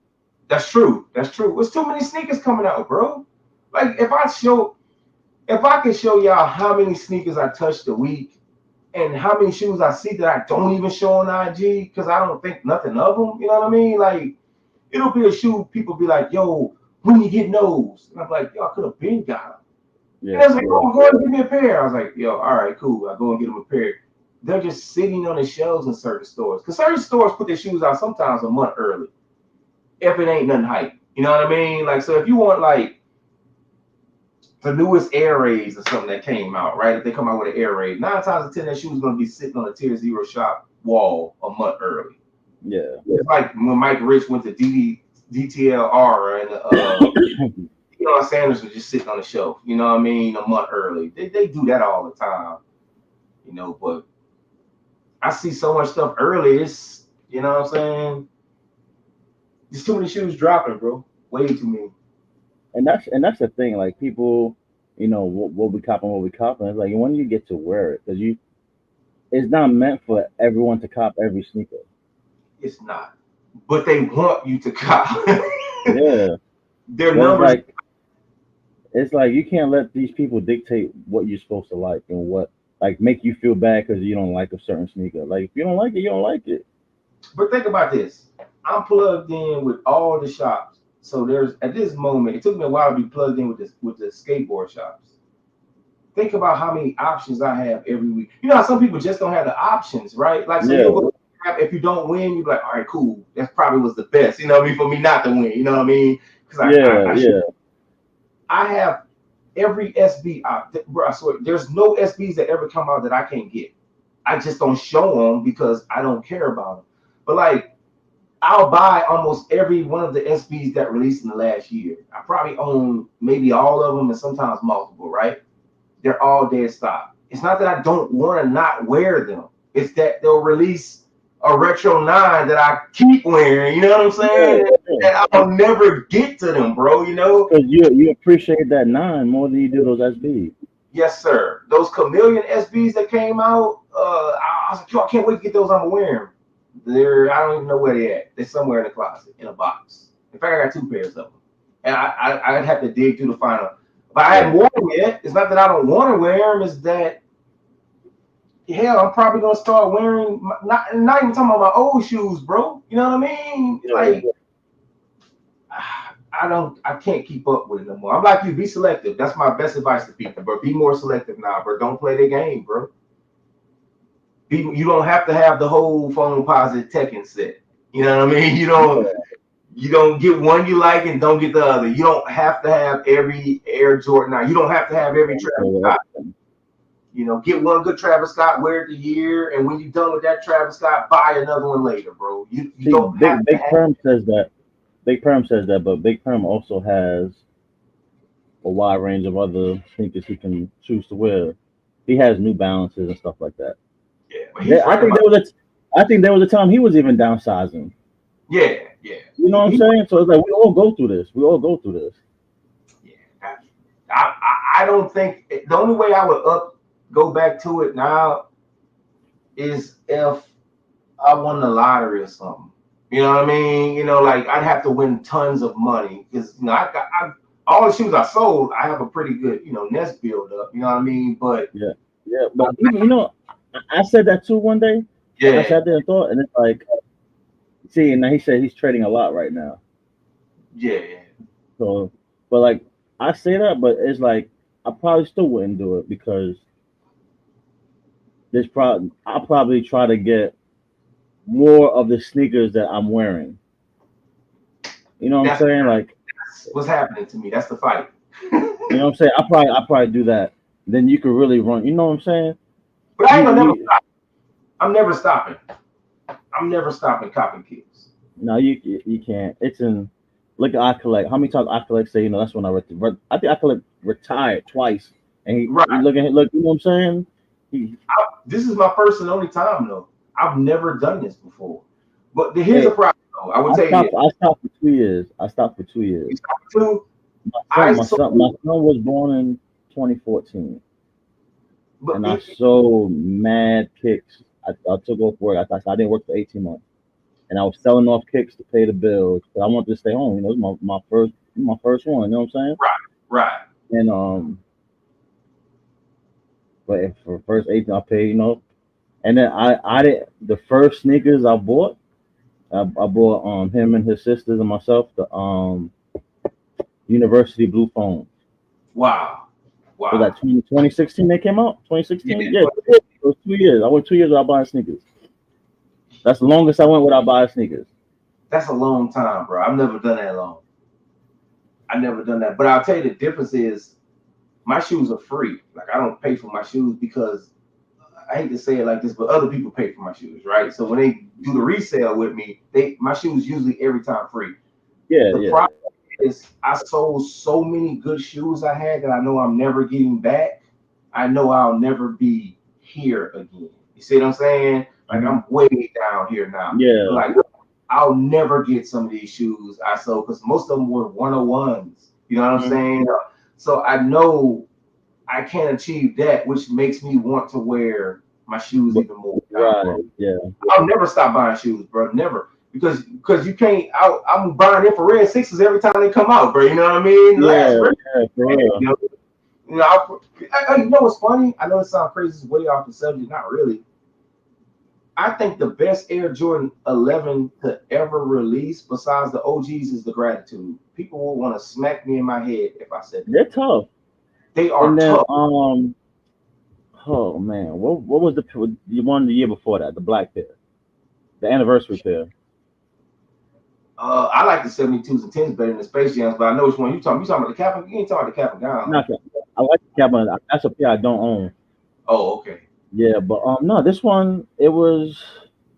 What the hell are they The called? 72 and 10s are better than the Space Jams, and the Gratitude 11s are better than the Concords because they don't have that crazy material at the top. The Jubilees. Yeah, Jubilees, yeah. Those are nice too. They're pretty cool. And that's another thing I hate. All these nicknames. And you said it earlier, the white and red 12s. Now they're the cherry 12s. No. Cherry 12. They were white and red. We were waiting for the black and red pair to come out. That's it. We didn't call them braids, we call them black and red. Yo, black and red Jordans. Yeah, that's what we did, man. Yo, bro, I don't get it. Perm saved me twice today. He helped me out twice today. I don't get it, bro. But like I said, I'll take the Gratitudes over the Concords any day. Like, and people are like, oh, that's stupid. No. Hey, you say, we made the comment about them not being comfortable, but those are comfortable compared to the breads that came out. Yep, because the breads. I remember wearing the Gratitudes for my son's basketball game, and I was chilling. Yeah. Dude, the new Columbia's got thin patent leather, bro. They are not worth that price, homie. Not at all. The shape looks better, but the patent leather is so thin. See, like the patent leather on the original is about that thick. Yeah. On the retros is that thin. So it's gonna wrinkle on the sides. It ain't comfortable, bro. It feels like your feet is touching too much patent. So you remember even though they weren't really the Space Jams that came out, was that 2018? No, the ones that got the newer ones, the newest ones. Oh, the patent leather was real thin on them, and I sold them. The patent leather. So the patent leather on the Space. They were thin, but it was thicker than the fakes, because that's how you could tell the difference from the fake. Because you can see the white cut on the tip of the yeah. Do you know the worst 11s that they ever made was that red and white pair, and that blue pair that they made? I don't own the white pair. You talking about the one like 82s, the white and blue? Yeah. Worst quality Air Jordan 11 ever made. I couldn't believe how bad those shoes were. The all red Win like 96. They look good, but the quality wasn't there. I agree. But they look good. They look good though. Yeah. The color was cool, but take the thick patent leather, put it on there, and charge me $300. I'll pay it. Give me that 2012 bread quality on all those. I'll take 2012 bread. 2012 bread was good. I've got a 2012 bread. Yeah. I'm saying The way they did the 2012 is how they need to make the new ones. I'll take it. I'll take Yeah. a 2012. But they just don't do it no more. Like I said, that's why I quit buying 11s, bro. I think I'm gonna wear this Columbia 11 just 1 or 2 days, but I'm probably just gonna sell it after that. Or I'll just dog it, bro. But I like wearing my 1995 pair or whatever, 96, whatever year people want to call it come out. But I like wearing my original pair. I, I know the sole's gonna come up. I know it's probably a $10,000 shoe with the Jordan thing on the side, but I really don't care. I've sold enough shoes, where I made money off of to Yeah, where, for real. yeah, I can wear it and not, I can sell it whenever. But that's crazy, bro. Hey, I appreciate you, bro. This No was problem, man. I had fun, bro. I had a lot of fun. Salute to people who pull up. I know we was here for a while. It'll be a good playback. Somebody come back, check it out later. Um, people say it best. Like even I think Area 13 said it earlier. The conversations, the way they flow on a live is so much better than you won't get this on the pre-recorded anything. you won't, bro. You won't. And like I said, I ain't gonna sit with nobody else on here no more to this, bro. You the homie. You've been friends for a long time. You know what I mean? And I'm glad you started a channel. When I want to look at interviews later, I'll just pull them up names and there you go. What the sneakers? You've interviewed all these other people. I can just look through history. You know what I Yeah, mean? Because these people will disappear, bro. You won't see them anymore after a while. yeah, One day you're and, not going to see me. One day you ain't going to see what the sneakers. One day you're not going to see, these other people. You right. know, good thing we can pull up a video and laugh at some of the old stories, bro. So Yeah, good fact. idea, And bro. appreciate you, Kalama. Yo, and then and Pam says he soaked up some game. Or so like I tell people like there's been some people hit me up to be on the show. I'm not a big YouTuber, but I'm cool with a lot of y'all. You know what I'm saying? But this is my way of telling my story with y'all. So like, it's not in order, but like, what the sneakers was one of the first people I met in it's like through Skinny's chat, and Yeah, he's Skinny chop it up. I gotta get Skinny up here, and then like you was another one. You was another one. Back in 2018, 2019, one of the first people I spoke to. And yeah, then, when you kick your channel back off, that's when you started doing lives and you was, showing us stuff and stuff I've never seen before. And you were yeah, showing like this is the same, that's when I was learning like, yo, there's more. It's not just a look-see sample. There's a sample for this, the wear tester sample. Like I was like, let me take notes because I didn't know. You yeah. know what I'm saying? And then, there's like, and I feel like I don't know a lot, but I was talking to Area 13 one day and I was breaking down like the Air Force Ones. They were saying, some of them, the quality feels cheap, and I was telling them what to look for. I was like, yo, I do know a little bit, like, but yeah, so like, we some of us come through the same chats and whatever. We do. We'll have similar hobbies. We'll enjoy this hobby, but everyone's collection means something different to someone else, and this, this what makes it dope. Whenever I get to my episode, and there's somebody, my brother, that I want to host it. I just gotta convince them because I Right, know right. I know he knows what questions to ask me. It's not gonna it'll flow like this one did. Right, And then you right. see how like my collections, whatever I show, I already know what I'm gonna show. No one's gonna show what I show because they don't like what I like. Like That's I it. like no one likes Busta Rhymes like I like Busta Rhymes. Pause. That's my Right, favorite rapper. You know, right. I'm, what I'm saying? Like you said, Wayne's your number one. So it's like everyone's not gonna say, "Hey, Jay Z is the best," because to me, he's not the best. Yep, yep. And you're the first dude I ever heard that didn't put Bread Fours in his top five. So thank you, bro. Nah, It's like the they cop didn't. of question. Yeah, Bread they're Fours, not. Not, Bread not, Three, they're not in Bread my top. Three. Not in my top 20. Right. Mister, give me some more. You know it, Perm. Like, But man, thank this you. is I dope, appreciate it, man. man. I had fun, bro. This is how what I'm saying. It don't have to be messy to be fun. You know what I mean? Like, Exactly, bro.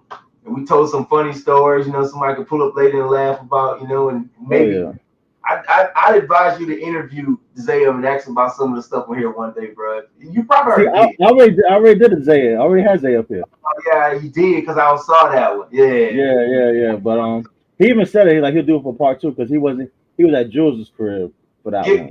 give him a part two and ask him about like those old sneaker events he used to do and he was nothing but sneakers back in the days, the Yeah. SBU, so like, it'd be fun for him to tell some of the stories, but he was a YouTuber back. He was a sneaker YouTuber, one of the original guys out there. If it was top 10 original, he was in within the top 10.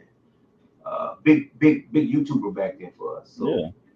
you gotta appreciate some of these people that laid out, like DJ Dells and all these people, and hopefully you can get Fran Relations on that. That would be crazy, bro. Like, Is he still around? dude, yes. There's a dude named Fran Relations. He was one of the original YouTubers on here, bro. Yeah, I've heard his name a lot. I just never seen him on come across. You know how many pairs of dunks he had? Like 5. That's what kind of collector he was. Still to this day, I know nobody who had the amount of, and he wore like a size 7. Dang, that's tough. Dude's rich. He's rich. His dad's rich, and he was, I think, he's in the military. But he had every sneaker. Interviewed him, and he's not doing a lot of numbers right now. He might get like 500 views, but he was the top YouTuber back in the day, and so he would be a great guy to interview if he would do it. I'd reach out to him. Bro. Fran and Dubstep Slap. Fran Dubstep Slap was my boy, dude. Yo, that's like the heaviest weed smoker on there. Perm, you remember Dubstep. We don't know what happened. We think he's in prison or something. But like, we can't find him, bro. He would hit me up and you'll be like, yo, man, I'm finna send you $1,000. I want this shoe, this shoe, this shoe, and this shoe. And he wouldn't ask me about the shoes for like months. I promise you, bro. And then I'd be like, yo, Dub, I got all these KDs for you. What you want me to do? Ship them next month. I don't care. Like, damn. He was like a heavy drug dealer. Nobody knew that from him. He said he switched the cars. But see, Pearl's been around for a minute too. Yo, I didn't know that, bro. I can't believe Dubstep. Yeah, Slap. Yeah, that dude was cool, bro. That was my boy, bro. Fran was the man, though. Fran never really talked to us, but he was the man, bro. But yeah, man, that's funny. I didn't know he'd been around on YouTube that long. Yeah. Fern's been around. Fern's been around, bro. Yeah. He knew him. Dubstep was big, huge. Do like a 13, 14 boxing back, Right. Yeah, he was like, back then nobody was doing like 14 shoes at once. You know what I mean? Like, yeah, nobody was balling like that, bro. But yeah, I'm gonna let you go, man. I appreciate you, bro, and thank you again for everything, man. And I salute what you're doing. It's very positive. Keep hitting with the historian stuff, bro. These interviews will be around for forever, bro. Yeah, I'm gonna keep it going. I spoke with Perm. Me and him got to set up a date. Oh yeah. There's a few others because every story is different, especially where he's from. I'm quite the sneaker culture is different everywhere. Yeah. And like you said, y'all wasn't pushing, like even with the sneakers, even said y'all wasn't rocking Jordans like that out there. When back in the days, nobody could afford Jordans. No, nobody couldn't afford them down here, bro. Yeah. It just wasn't happening. He's right. But I appreciate everyone that came through. Ronji, again, I appreciate you, brother, for coming through. And we'll catch you on the next one. Peace. Peace out, bro.